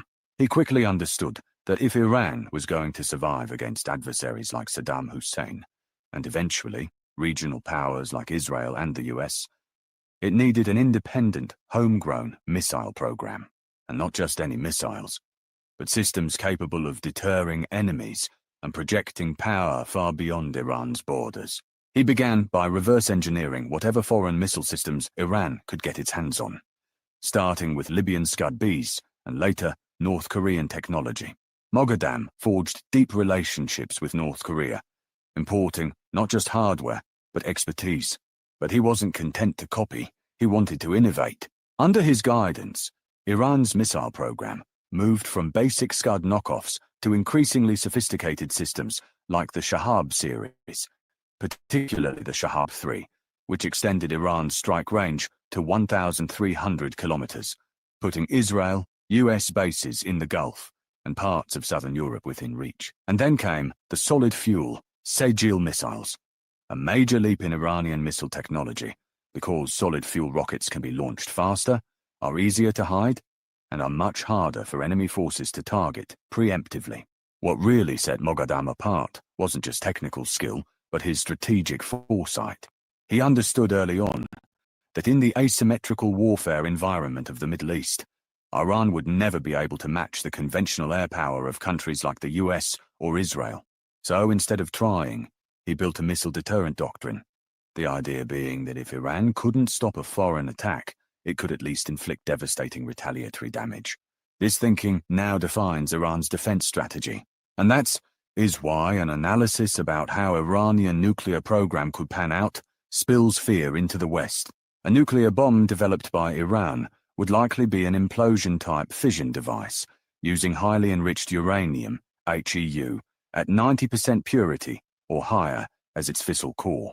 Such a device could be designed with a levitated core, similar to early Chinese designs, where an air gap separates the fissile material from a tamper layer to enhance compression and yield, potentially achieving an explosive power of 10 × 10⁻20 kilotons, comparable to the Hiroshima bomb. The bomb would require approximately 1625 kilograms of HEU for a reliable yield, though some experts suggest Iran could produce a lower yield weapon with as little as 7 kilograms if accepting reduced reliability. The design would incorporate high explosive lenses, a neutron initiator, and exploding bridge wire detonators, EBWs. to trigger a simultaneous implosion. Technologies Iran reportedly advanced under the Ahmad Plan, a crude device suitable for underground testing or delivery by non-missile means like a truck or ship, could be bulky, weighing over a ton, while a missile deliverable warhead would need miniaturization to fit within a 500 1,000 kilojoules payload, requiring additional engineering for a spherical payload integration. Iran's nuclear archive, seized by covertly invading Zionist forces in 2018, revealed blueprints and simulations for such a warhead, indicating progress in weaponization. Those tasks, like a cold test with surrogate materials, may remain incomplete. The timeline for Iran to produce a nuclear bomb depends on its fissile material production and weaponization progress. As of 2025, Iran's breakout time, the period needed to enrich enough weapons-grade uranium for one bomb, is estimated at days to weeks, given its stockpile of 60% enriched uranium, 5.5 tons, as of early 2024, and advanced centrifuge capabilities at Natanz and Fordo. With over 2,400 kilograms of enriched uranium, Iran could produce 25 kilograms of 90% HEU for a single bomb in as little as 10 to 15 days, according to US intelligence and IAEA reports. Enriching this material could occur at declared sites or a covert facility, with the latter reducing detection risks, but requiring 500 to 1,000 advanced centrifuges. Weaponization, however, is the bottleneck. A crude nuclear device, suitable for testing or crude delivery, could be assembled in 3 to 6 months, as most weaponization tasks, e.g., high explosive triggering systems and neutron initiators, were advanced under the Ahmad Plan. A missile deliverable warhead, requiring miniaturization and integration, could take 6 to 18 months, with some estimates suggesting up to 2 years for a reliable design. If Iran pursued a crash program, prioritizing speed over reliability, it could produce a crude bomb in as little as 3 to 5 weeks, drawing on China's 1960s timeline as a precedent, where similar technology enabled rapid assembly. Iran's ballistic missile arsenal, the largest in the Middle East, provides multiple delivery options for a potential nuclear warhead. The Shahab-3, a liquid-fuel medium-range ballistic missile, MRBM, with a 2,000-kilometer range and 1,000 kilojoules payload, is the most likely candidate for nuclear delivery, as the Ahmad Plan explicitly studied its integration with a spherical warhead. Its accuracy is limited, but cluster warheads with 1,400 submunitions demonstrate Iran's ability to modify payloads. The Khorramshahr MRBM, tested in 2017, can carry a heavier 1,800 kilogram payload over 2,000 kilometers, offering flexibility for a larger, less miniaturized warhead, though its accuracy is also suboptimal. The solid-fuel Sargil-2, with a 2,000 kilometers range, is a promising option due to its mobility and reduced launch preparation time, making it harder to intercept, though its development stalled after 2011. Iran's Fateh family of precision-guided solid-fuel missiles, like the Fateh 110, has demonstrated accuracy in regional strikes, but is limited to shorter ranges, 300 to 700 kilometers, suitable for tactical nuclear use against regional targets. For longer ranges, Iran possesses 12 X-55 cruise missiles, 2,500 to 3,000 kilometers range, acquired from Ukraine in 2001, which could be adapted for nuclear delivery, and its space launch vehicles, like the QM-100, suggest potential ICBM development with a 10,000-kilometer range, though unconfirmed. Reports indicate Iran may be collaborating with North Korea on 3,000 kilometers range nuclear-capable missiles, potentially accelerating ICBM development. These missiles, particularly the Shahab-3 and Khorramshahr, are designed to be nuclear-capable, aligning with Iran's strategic focus on deterring Israel and regional rivals.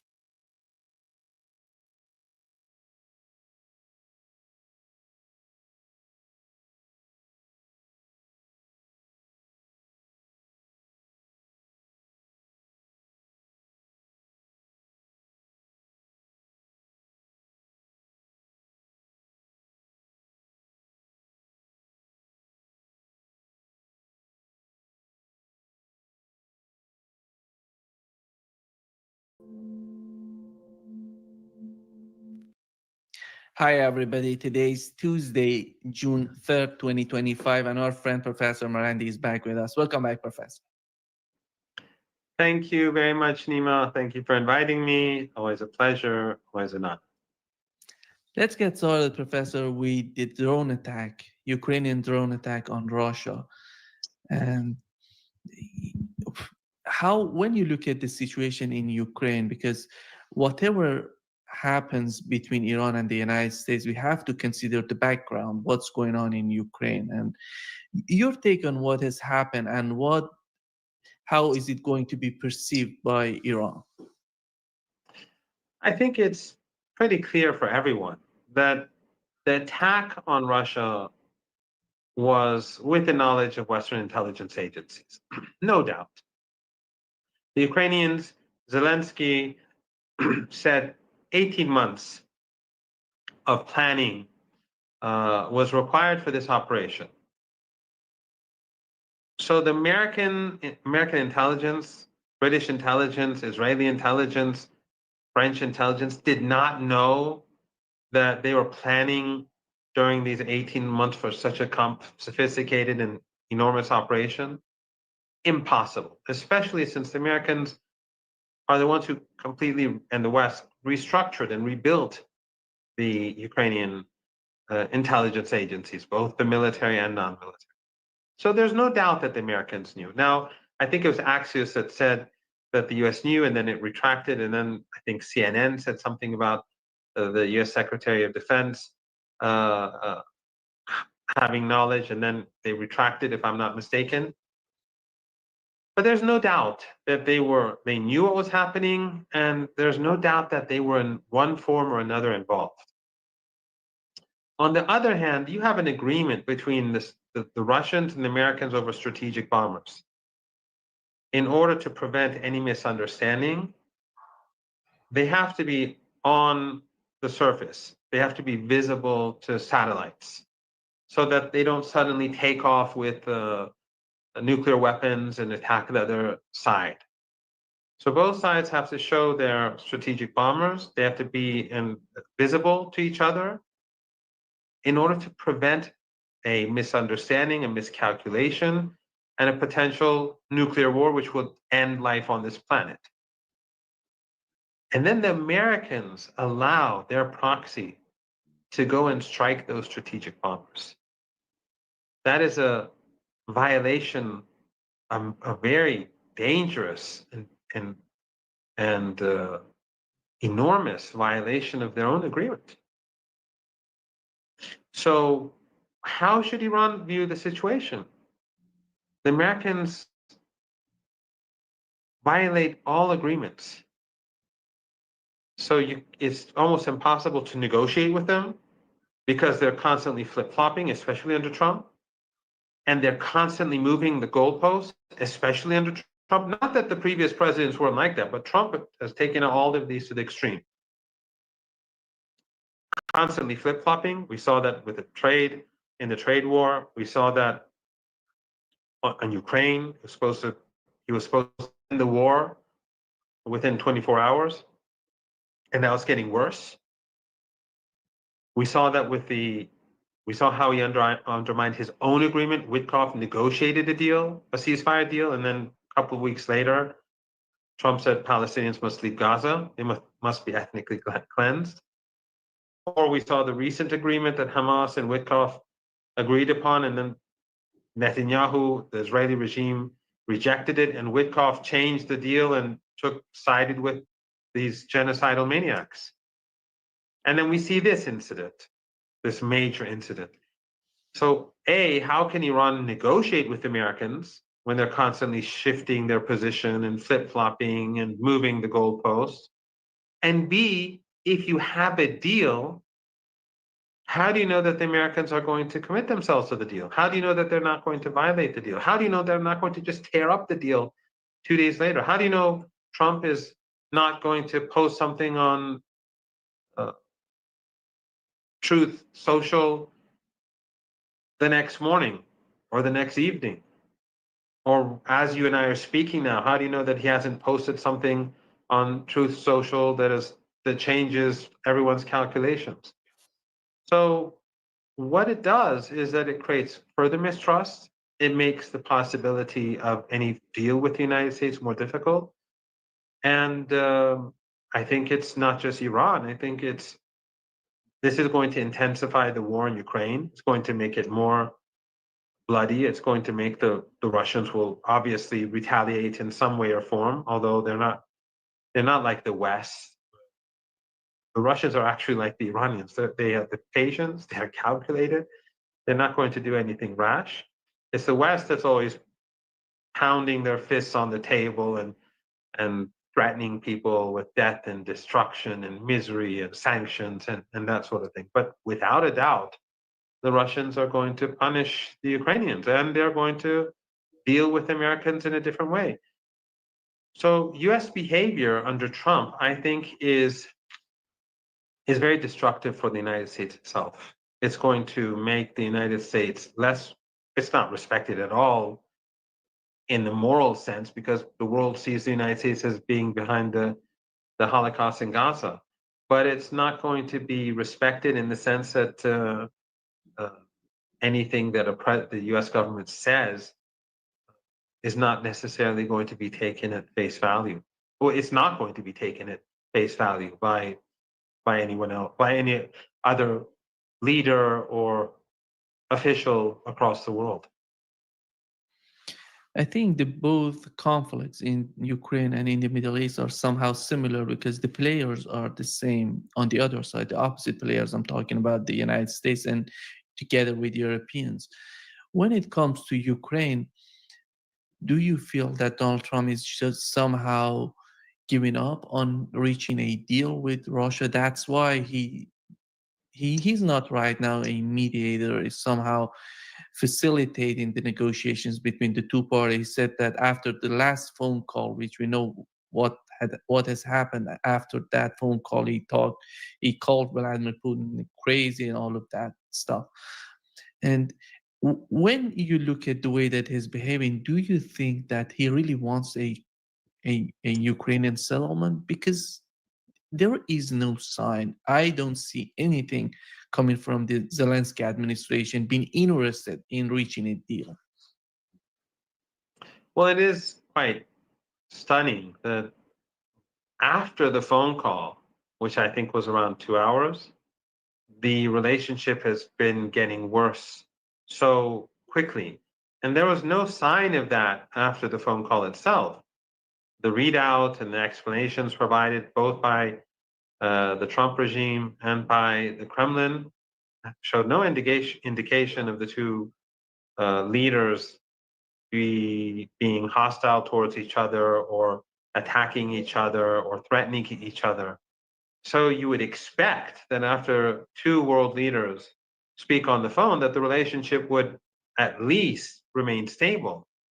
But literally days later, Trump insulted President Putin twice, both on his plane, Air Force One, and then later in a Truth Social post, one of those, Truth Social posts that comes out every now and then and surprises everyone. It's actually surprising people less and less. I remember 4 months ago, the Iranian markets would be quickly affected by anything that Trump said. The Iranian currency would go down and up, but now it doesn't react like that anymore because Trump is constantly saying all sorts of different things, and then people I don't even remember what a lot of what he said because it's been changing so often. But he went and insulted President Putin, and then he insulted him again in a written form, which is much worse because I may blurt something out in anger or because of under emotional stress, as the Kremlin depicted it. But then to go down and write it and hours later and then post it, that I think is far worse because that's more calculated. So I think, yes, the situation is getting far worse. I think that Trump had an opportunity to end this war. He had a mandate.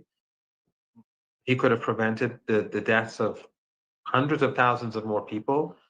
The American people don't want the war. He spoke about it during the run up to the U.S. presidential election. He said he's going to end it, and he could have.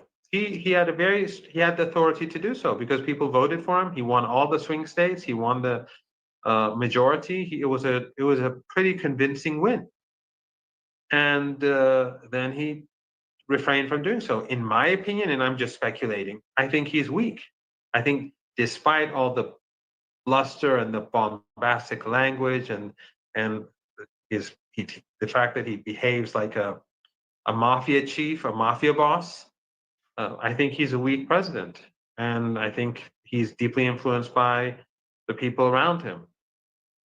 His position, what his position on Ukraine has, well, what we're seeing with regards to Ukraine has shifted fundamentally. If he knew about the operation, because I have no doubt that U.S. intelligence, but if he knew that the operation was taking place in Russia, then that is horrible.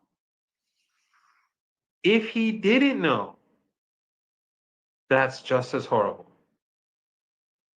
But regardless, it just shows what it does show, even though we don't know if he knew or didn't know, it just shows that he's a weak president. He says one thing and other things happen. He changes his position, of course, but even when he says A, B is happening. Again, the attack on these planes were were in the open based upon a mutual agreement between the United States and the Soviet Union, now Russia, in order to prevent a nuclear war. And so they go and use this vulnerability to hurt Russia. Then how can anyone do any deals with the United States in future? That's why I think he's a weak, ill-informed, and emotional president, and he's very dangerous. But the thing is, if they think that this sort of behavior is going to get the United States concessions, it's going to do the opposite. Because no one is going to be able to do a deal with the United States. No one is going to do a deal out of intimidation. Because this is not intimidating. It just shows that there's no policy in coming out from the White House. It's a flow. Things move. The policy changes.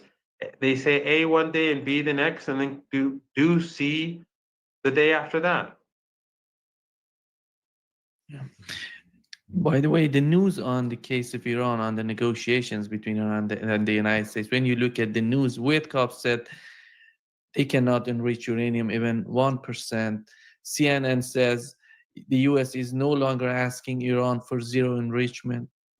Reuters coming out, the United States is insisting on zero enrichment. Axios mentioned that Donald Trump has, the US has changed its position, says Iran can enrich uranium up to 3%. Donald Trump came out yesterday saying that no enrichment. It's somehow, when you look at the news, somehow a lot of confusion happening right now. What's going on with the talks between Iran and the United States? I feel sorry for the Iranian foreign minister. He has to deal with this madhouse called the White House. It's a madhouse. One day they're saying one thing. The letter that they sent to Iran, from what we've been hearing in the media, is incoherent and it's irrational. The Iranians will continue to negotiate, but the Iranians are not going to give up enrichment. The Iranians are not going to give up their sovereignty. Iran is a deeply, deeply, deeply independent, independence-oriented country. I think I think probably there's no country like Iran in this respect. And the very fact that they go in public and say, we will not allow Iran to have this or that, that is so deeply offensive to Iranians. It will push the Iranians in the opposite direction. They have no real understanding of Iran. They have these so-called experts who tell them what they want to hear. That Iran is on the verge, Iran is collapsing. We've been hearing that for decades. Iran is weak, Iran is vulnerable, all we have to do is give it a push. What they're doing is having the exact opposite effect. It's making Iranians more adamant that they will make sure that the world sees that the United States can't take away our rights. So it's going to make it more difficult for the negotiations when the Americans behave like that in public. They don't get Iran. This is not like, I don't know, some other country where they can intimidate them and then get their concessions. It doesn't work with Iran like that. It's obvious that they're so-called the think tankers on Iran, the people in the think tanks, the think tankers who work on Iran, the so-called Iran experts, it's obvious that they're clueless about the country. But it just shows, again, as we were discussing earlier, that there's total confusion. And when there's total confusion, how can you negotiate? How can you want to buy a house, you want to buy a car, and they're constantly saying different things. You walk away. In the case of Iran, Iran won't walk away because Iran wants the world to see that Iran is serious, that Iran is ready to negotiate a decent and fair deal. But Iran won't take the Americans seriously. And they'll be more cautious about any agreement because they'll see that after, we may push forward and then actually come to an agreement, and then the Americans may undermine that agreement. What do we do then? So Trump is making it impossible for himself. And as I said, this is not just about Iran. The Holocaust in Gaza, same change. We saw Witkoff say one thing one day, do one thing one day, do the opposite on another. That's why many people are calling the massacres that we've been seeing over the last few days Witkoff's massacres. And we had another one this morning when they gunned down people at that aid center. It seems like this has become a recurring theme. They gather people, hungry people, and then they mow them down. This is on Witkoff because he agreed with something with the resistance, with Hamas on one text, and then he changes everything and produces a ridiculous text that is just it's as if Netanyahu himself wrote. So when Iran looks at that, Iran says, "Well, Witkoff has no credibility. He has no if it's being imposed upon him, he has no backbone. If this is who Witkoff is, then he is completely unreliable." So we see that in Gaza. We see that now with the Russians.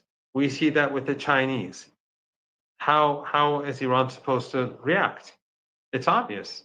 Iran has no option but to prepare itself for the worst and negotiate for the sake of the international community and hope that maybe the United States will come to its senses at some point. But it's going to make it just more difficult for any agreement. Since you've mentioned the situation in Gaza, Professor Marandi, how do you see, because there was some sort of attempt on the part of the United States to make a deal, but it seems that it was Israel that walked away from the deal. What has happened considering the talks between Hamas and the United States? Well, there are two things here, Nima, that I think are important. One, there are many things, but two things that are important for our discussion now. One is the fact that the Israeli regime is completely dependent on the United States, the Germans, the Europeans for this Holocaust. This Holocaust is a Western Holocaust. They've carried it out collectively. The Western media is complicit. All politicians are complicit. All their diplomats across the world are complicit. They should be resigning. They should be defecting. They should be outraged. Their journalists should be tweeting. They won't do that because they'll lose their jobs. So they are complicit. It's their Holocaust. And it is one of the greatest crimes in human history. One of the greatest crimes in human history. It's unique because it's being carried out in front of the eyes of the world for almost 2 years now, 20 months. Have you seen footage of genocides of past, Holocausts of past? No, this is the first one you're seeing, and it's taking place in front of your eyes, but they continue with it. So the immorality and the essence of Western civilization, I think, is being exposed here. But Witkoff, either he was sincere and came to an agreement with Hamas, and Netanyahu said no, and he flipped, which just shows he has no backbone. It shows that in future Hamas cannot take him seriously. And it makes future negotiations much more difficult. And not just with Hamas, but with Iran, with Russia, with China, with any country that has any dealings with the United States, because countries monitor US behavior. If though he is, so he either has no backbone or he's dishonest. He played Hamas. Then again, that sends a message to the rest of the world that the United States can't be taken seriously. I don't know which one it is. I think even though he is a Zionist and he is a friend of Netanyahu and he is ethno-supremacist, he does see, I mean, anyone who's a Zionist sees Palestinians as inferior beings and subhuman, and non-Zionists as subhuman. But beyond that, but I think that he doesn't have a backbone. I think he was forced to change his position. I think that Trump knew about the agreement with Hamas, probably said, yes, go ahead with it, because I'm sure Witkoff is in constant contact with Trump. And then they got pushback from Netanyahu, the Zionist lobby, and they reversed course. Just like with Iran, you recall better than I, and so does your audience. Your audience knows these things better than me. It's obvious that they're very politically aware. Witkoff first said that enrichment is okay. Enrichment for energy and nuclear fuel. He said this in public. Then he went and said the opposite on Fox News and then later with Breitbart. So how can Iran take Witkoff seriously? How can the Russians then take Witkoff? But in the case of Gaza, and in the case of Ukraine, in the case of Gaza, it's just killing people. In the case of Ukraine too, but in the case of Gaza, they're killing kids. They are starving kids. They know they're starving kids. So it has it's really very deeply disturbing what Witkoff did, because he raised hopes among people across the world and in Gaza that the starvation siege, that the U.S. and Israel and the Europeans will end the starvation siege, which they're all a part of. They're all in this together. When they fund the Israelis, when they support the Israelis, when they give them ammunition, that means that's their starvation siege. So they raised hopes, and then they destroyed those hopes. With the case of negotiations, Reuters reported 2 days ago that European countries are putting a lot of pressure on IAEA, and we've learned that IAEA came out going somehow against Iran and trying to sabotage everything that is happening right now. What is the case of IAEA? Why suddenly they have reached a conclusion that Iran is not abiding by the rules of, I don't know, whatever they have? What's going on with IAEA, and who's putting pressure on them? Well, there's a WikiLeaks document that after al-Baradei, his term was coming to an end, that's when the Americans began their pressure against Iran, the Americans and the Europeans. And so the next head of the IAEA, I forget his name, he went and lobbied the Americans and said, look, support me so I can become the head of the IAEA, and I'll be with you on all key policy issues. The West dominates the International Atomic Energy Agency. They are in charge. They have almost all international institutions are controlled by the West. They have a disproportionate amount of influence. All of them, and they're all based in the West too. So, the West control. If these are all post-World War II creations, when the West was at the height of its power, the U.S. was at the height of its power. So, this organization will do more or less what the Americans want on key issues. The Iranians do cooperate. They do have means to put pressure on them but at the end of the day, U.S. and European influence and their threats go a long way. And so the IAEA its report is due to U.S. pressure. It is due to pressure from Washington and the Europeans. And of course, we have the issue of snapback, which is approaching, and Washington, if it orders the British or the French or the Germans to carry out the snapback, the snapback provision, they'll do it. Of course, the snapback basically means what it means is that, and it is a weakness in the deal, and there's always been controversy in Iran over this provision, that it allows the Americans and the Europeans to go back and revive the UN Security Council resolutions on Iran, which have some sanctions in them. So in Iran, there's always been this debate that the negotiators in 2015 shouldn't have allowed the West to have this ability to bring about such a situation. But that's an internal debate. I tend to agree that was a major flaw, but in my personal opinion, this is mostly psychological, and it can harm the Iranian market for a few weeks, but it's not going to change anything, because everything that is in all of the UN resolutions, in the UN resolutions that have sanctions in them against Iran, everything and much, much, much more is already sanctioned by the Americans. That's what maximum pressure sanctions are.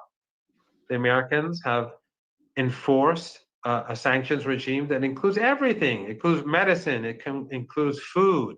The Americans and the Europeans are blocking everything that they can that has to do with Iran. The sanctions in Iran against Iran are more comprehensive than the sanctions against Russia, because the entire banking sector has been effectively sanctioned. So I think if they use the snapback provision, it will create some trouble in Iranian markets, but after a while it'll go away, because people will gradually find out that it didn't really make much of a difference. And the Iranians said they're going to respond. Now, what that response is exactly, they won't say. Will Iran leave the NPT? Whatever happens, it's not going to be good at all for the Europeans or the Americans. So in the long run, Iran can harm them much more than they can harm Iran. And keep this in mind, UN Security Council resolutions do not have the impact that they had in the past. Look at North Korea. They had all sorts of sanctions imposed on North Korea, but the consensus now that it's broken, even though those UN Security sanctions, UN Security Council sanctions are in place, the Russians ignore them. And increasingly, the Chinese are moving in that direction. So by destroying the rules-based order, what the United States has done is it's destroying those institutions that it uses as weapons, whether it's the UN Security Council or the International Atomic Energy Agency, as means of influence. It's weakening them. So I don't think that if the West carries out the snapback provision, I don't think it will have a huge impact on Iran. It will have an impact. It will be an irritant, but the Iranian response would be much more significant. And then the West has no leverage anymore against Iran. That's it. It's finished. I don't think that's a smart thing for them to do. But then again, the West is not smart at all in anything. We see it in Ukraine. We see it with the trade war. We see it in their support for this Holocaust in Gaza. The West is, the White House is a madhouse. The West is obedient to the madhouse. So that's how it is. I think what you've mentioned in the case of snapback sanctions, we know that Russia and China are not in line with what the United States is trying to do. Here is what Peskov said, Professor Marandi. He says that the Kremlin does not believe Iran is pursuing nuclear weapons and dismisses Western hysteria on the issue as politically motivated. Peskov, he said that every country has the legitimate right to develop peaceful nuclear technology. Here is the situation for the United States, together with Europeans, by the way, because Europeans they're not right now on the scene. They're not trying to show something toward the negotiations with Iran. What we know behind the scene, they're trying to do everything to sabotage the negotiation because of the pressure they're receiving from Israelis, from Netanyahu and his administration. When it comes to the calculations on the part of the West, how much of this calculation can be logical on their part in terms of putting more pressure on Iran? Well, I think it's not just pressure from Netanyahu and the Israelis, it's the whole Zionist lobby in the United States. Most of them, the very wealthy ones, are Jewish Zionists, but in numbers, it's Christian Zionists that are the majority. So it's the Zionist lobby, it is the neocons inside the United States that are part of this. And the Europeans, they are in bed, so it seems, for the most part, with the so-called deep state in the United States. They're not happy with Trump. On Ukraine, we see how, even though they, we've seen over the past 4 months how they've been trying to push for escalation, and now they're getting their way. And we sort of see Trump drifting in that direction. So here too, this sort of pressure from Europeans, from the Zionists, from the neocons, all of these can have the same sort of effect that they have had with Ukraine. Is this going to do the US or the Europeans any good? No. I mean, Nima, Trump himself, Iran is not pursuing nuclear weapons. And I've said this before. There are two main reasons. One is that Iran sees nuclear weapons as immoral, and we have moral standards. We're the only country that is, alongside Yemen, that's defending the Palestinian people. So we have moral standards, they don't. But evidence of these moral standards, because people and some people would say, say they have moral standards, they're the most evil, the mad mullahs and all that. During the Iran-Iraq War, when Saddam Hussein invaded Iran, at the behest, with the support of both blocs, the Soviet bloc and the Western bloc, the West, not the Soviet Union, the West gave him chemical weapons and the military intelligence to use it and the political cover to get away with it. They blocked Iran from purchasing even gas masks. I survived 2 gas attacks. I experienced this personally twice. I survived 2 gas attacks. Some didn't. Many others are still dying a slow death after decades. Iranian officials went to see the leader, Imam Khomeini, the late Imam Khomeini, and this is the anniversary of tomorrow is the anniversary of his demise. They said, we want to produce chemical weapons. And for Iran, it's not that difficult because Iran has refineries, it has petrochemical plants, it has infrastructure for this sort of thing. He said no. He said these are immoral weapons. So this is evidence of our sense of morality. And remember, he said we won't produce chemical weapons at a time when the West was providing Saddam with chemical weapons and preventing us from defending ourselves against those chemical weapons. A. B.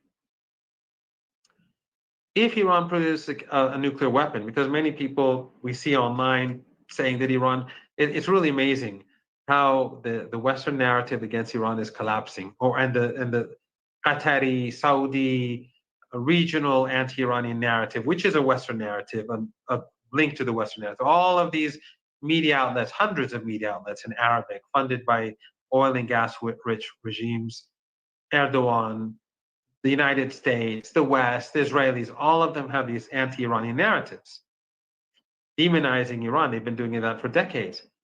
These narratives have collapsed, especially after Gaza. And so many people are angry at Iran is, why aren't you doing more? Why aren't you making a nuclear weapon? The second reason why Iran is not developing a nuclear weapon, B, is that if Iran develops a nuclear weapon, then other countries across the region will want to develop nuclear weapons too.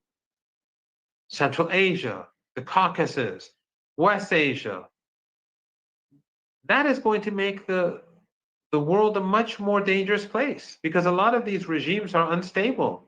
We have family dictatorships in the Persian Gulf. They may be very rich today, but who knows what happens tomorrow in Qatar and the Emirates. These are just vulnerable family dictatorships. We don't know what's going to happen tomorrow. So some madman may come to power somewhere, and then he may threaten countries with nuclear weapons, like the madmen in Tel Aviv. So Iran doesn't want nuclear. But what did Trump do?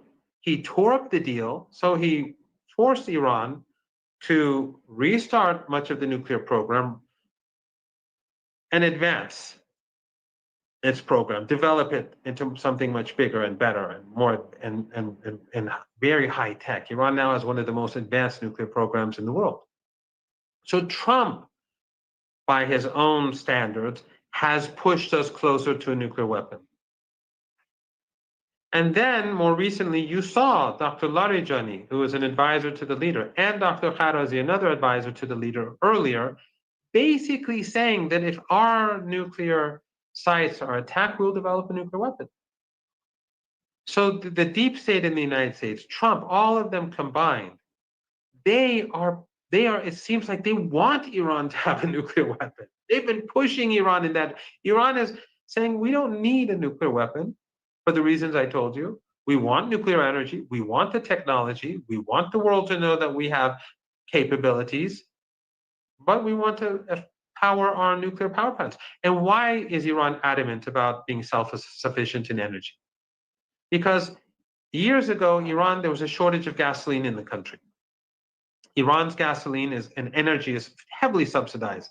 It's 1 to 2 pennies a liter in Iran, gasoline. What is it like in Brazil? What's the price there? It's more than $1, yeah. Right. So it's 1% of what you have in Brazil. You know this. I'm saying it for your audience. So Iran heavily subsidizes gasoline, electricity, and everything. It's almost free for Iranians.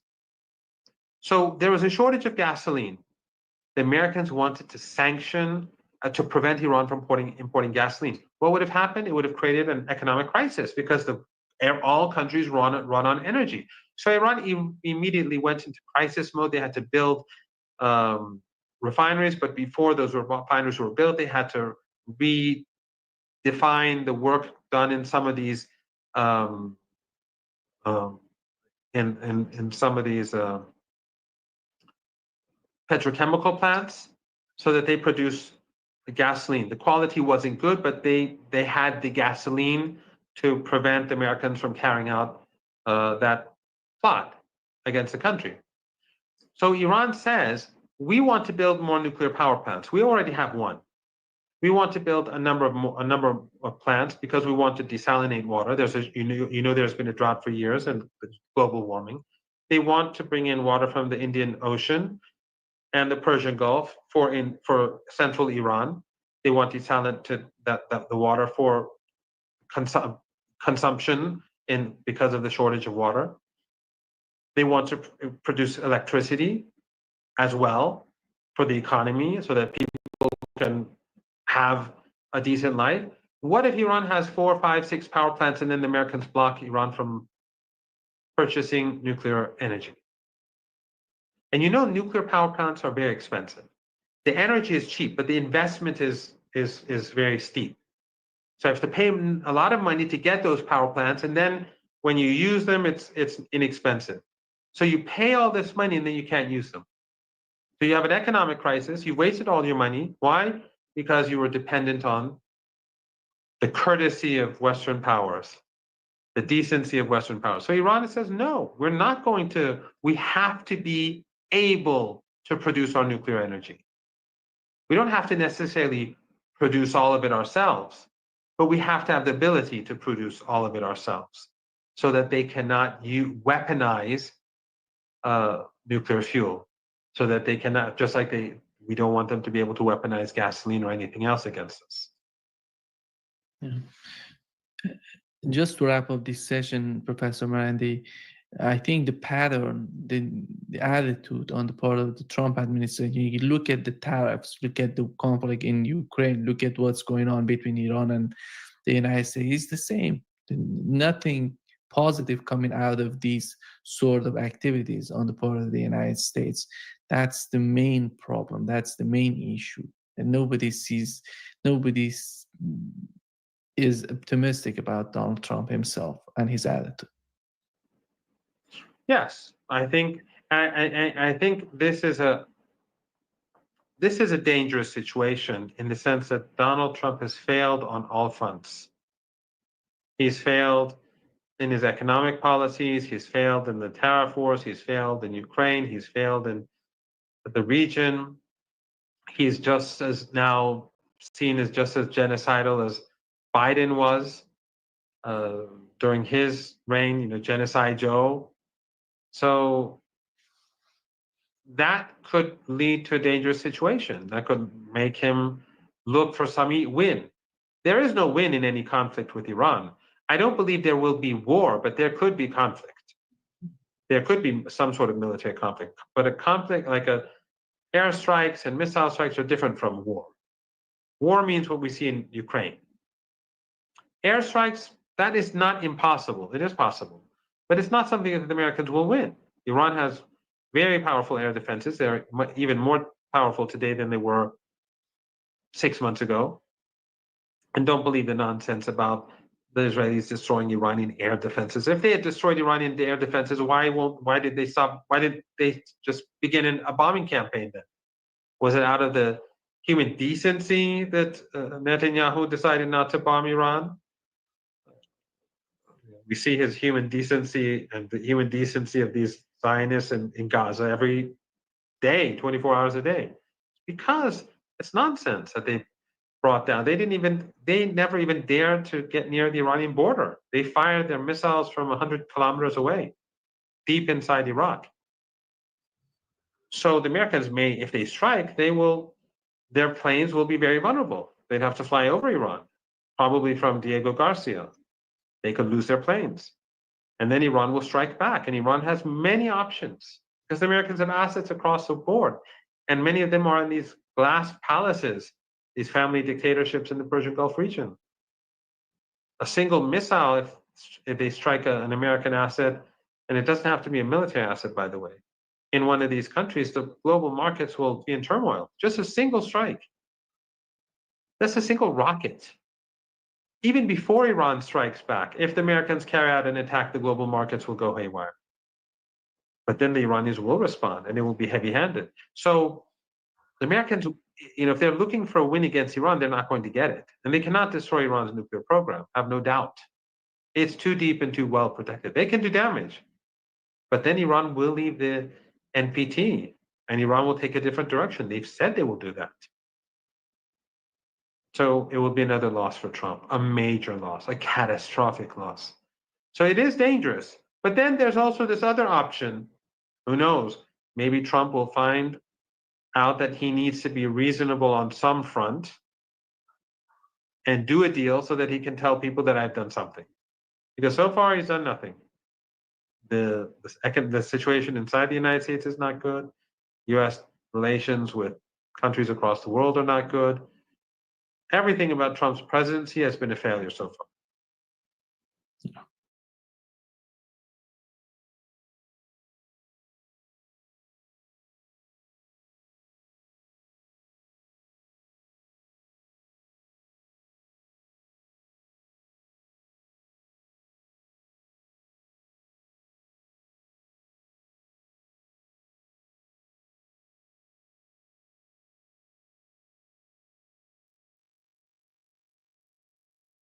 for day 128 of the second Trump administration. And what are we talking about tonight? The US federal court has ruled that President Donald Trump overstepped his authority by imposing global tariffs. Well, in the last few minutes, the European Union says it's suspending planned tariffs on the US. We are close aligned with the United States of America, you're right, but we are not dependent on the United States of America. Xi Jinping has been traveling around the region. Of course, China has a good message for them, saying, stick with us. He also said that China is ready to work with the European Council. We are a nation that believes in open trade, and I regret something is brewing, and it's not just another round of diplomacy or another press conference.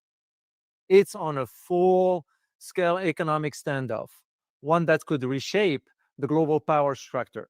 On May 24 of this year, President Donald Trump sent a thunderous message to Europe. A 50% tariff on European imports will go into effect June 1st. That's not a threat. That's a declaration of economic war. According to reports from the Wall Street Journal and Fox Business, this move comes after months of frustration building inside the White House. Frustration with Europe's trade policies, its soft stand on China, and its growing resistance to aligning with America's economic vision. Now the question echoing through every boardroom, battlefield, and Capitol Hill briefing is this: is Europe quietly pivoting away from the United States and towards a new financial future, one that might leave the US dollar behind? A big thank you to today's show sponsor, US Gold Mining, Inc. Now, let's break this down. For decades, the US-Europe alliance has been rock solid militarily, financially, and diplomatically. But that alliance has always depended on shared values, shared risks, and shared economic policies. Lately, that's been unraveling. The United States is confronting China head-on through tariffs, tech bans, and trade restrictions. Washington sees Beijing not just as a rival, but rather a strategic threat. But what about Europe? Well, Europe is playing it safe, playing it soft, in some cases, playing it both sides. While the United States tech giants are getting blocked from Chinese markets and American farmers face retaliatory tariffs, European companies are cutting deals with Beijing, from German car makers to French luxury brands to Brussels-based investment funds. So the message from Washington is simple. You can't have it both ways. You don't get an open access to American markets and sweetheart deals with China. That's where the 50% tariffs comes in. It's not just about punishing Europe. It's about forcing a choice. President Donald Trump's economic team has made it clear Europe's policies on taxation, regulation, and trade with both the US and China are out of step with the new reality. You can't call the US your ally in public and outsource your economic future to China behind closed doors. Because, let's be honest, this isn't about a few percentage points on wine or steel. This is about who controls the future. And it's about whether the West stays united or whether it fractures under the weight of politics, profits, and yes, appeasement.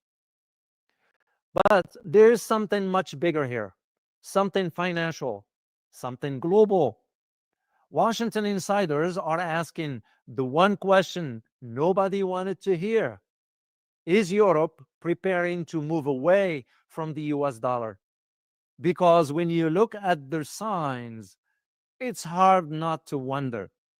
Europe has been increasing its gold reserves quietly for the past few years. The euro is gaining ground in cross-border transactions, especially in Africa, the Middle East, or West Asia. Brussels has started talking about strategic autonomy in financial systems, including payments infrastructure and currency reserves. And most notably, Europe has not aligned with the US push to exclude China from major international tech and trade systems. That's not just diplomacy, that's a signal that says we are hedging our bets. We are not all in on the American future. And if Europe starts reducing its reliance on the US dollar, even slowly, the consequences could be enormous. Now, let's be real. The dollar ain't going anywhere overnight.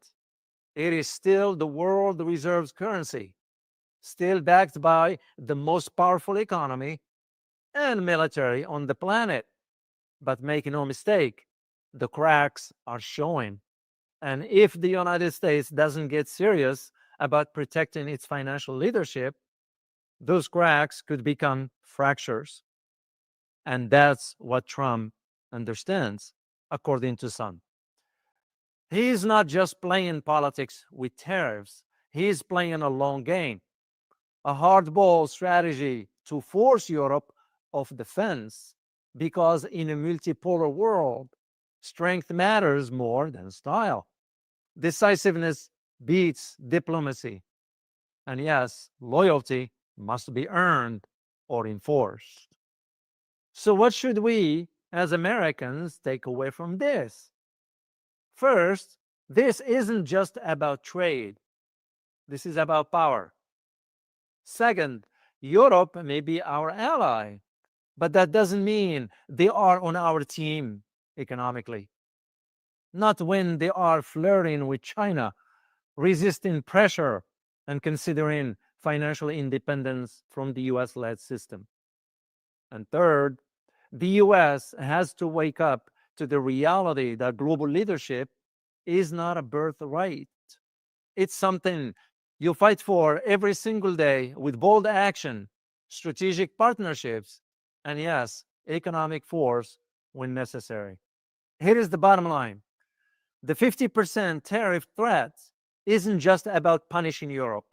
It's about shaking the table, forcing decisions, and drawing a line in the sand. And it raises a simple question. Will Europe choose America or China? Because sitting in the middle, that era might be over. This is a new world we're in, and it's reward strength, not softness.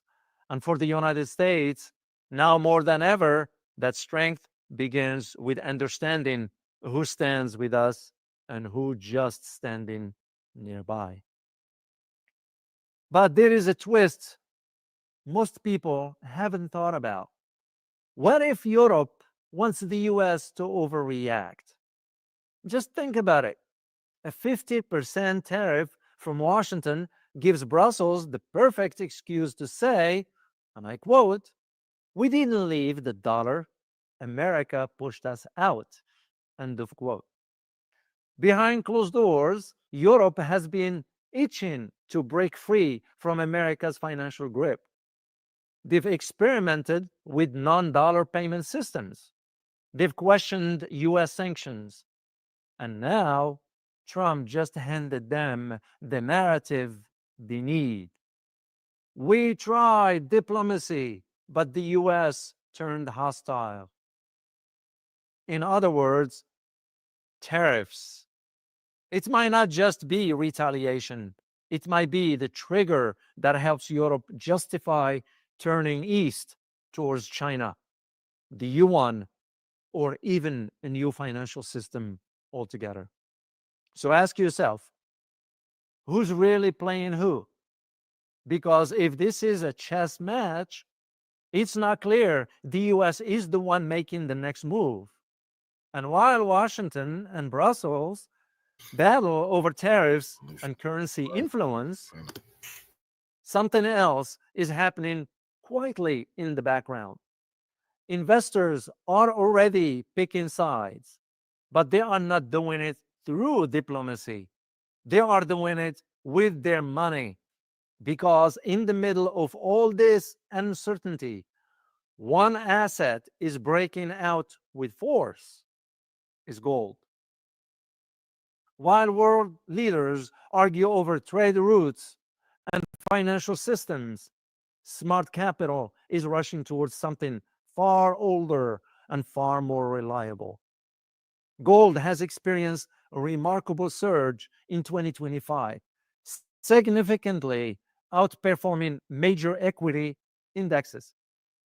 The Van Eck Gold Miners ETF GDX has soared by 49.1% year to date, while its counterpart, the Van Eck Junior Gold Miner ETF GDXJ, has achieved an impressive 51.27% increase.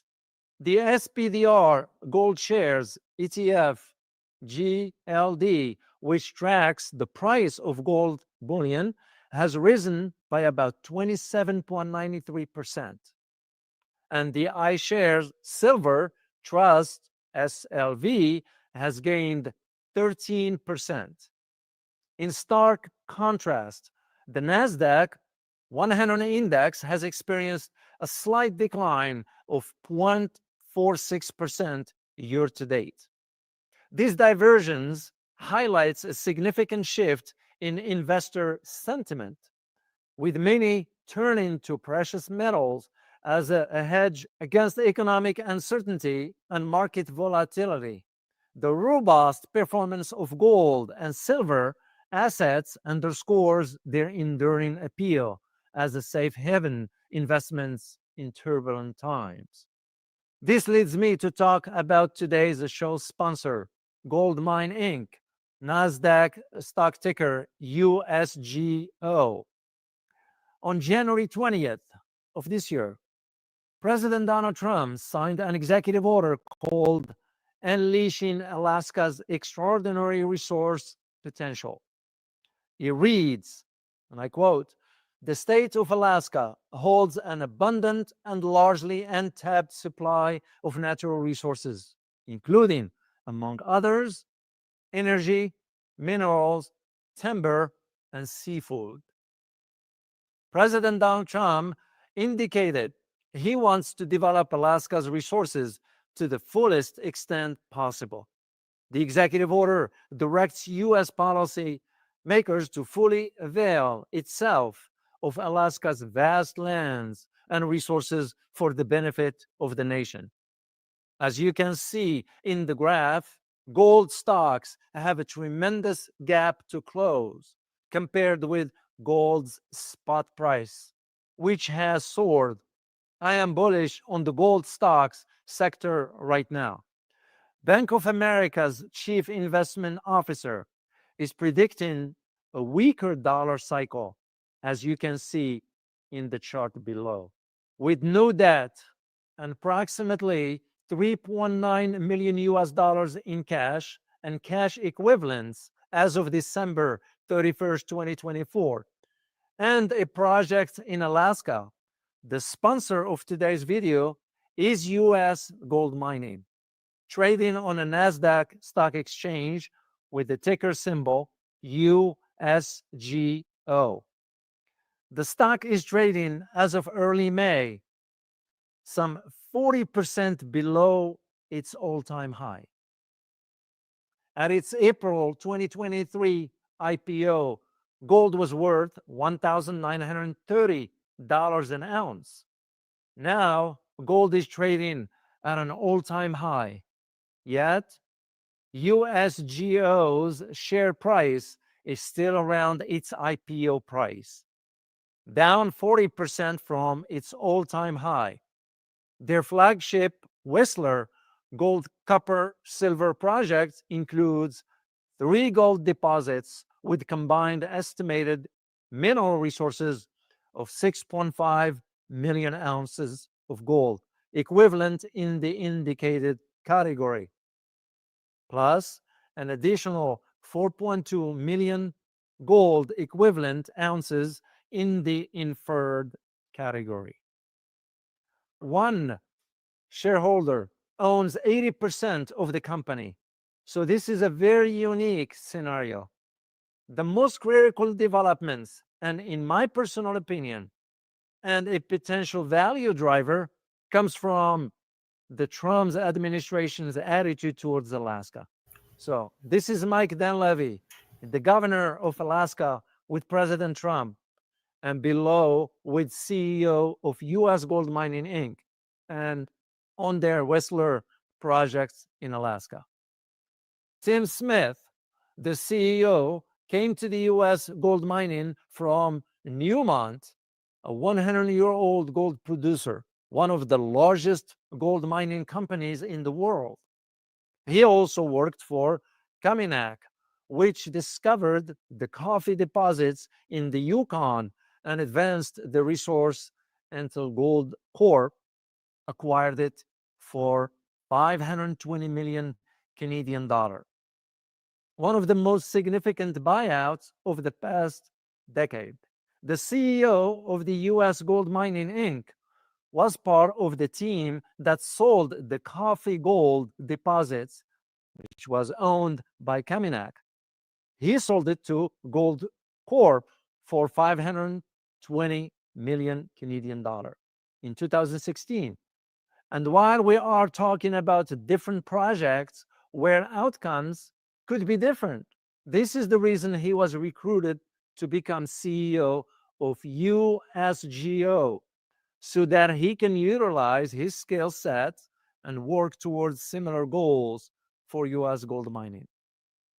With gold recently at 3,400 an ounce, the best performing major assets class in 2025 so far, and with Trump's massive executive order for the benefit of the state of Alaska, with one major corporate shareholders owning 80% of USGO stock, and with a CEO that is a fit for this role. Do your own homework on USGO trading on the NASDAQ. Remember, there are always risks in investments, and there are no guarantees of any kind. Thank you. Coffee. Follow me.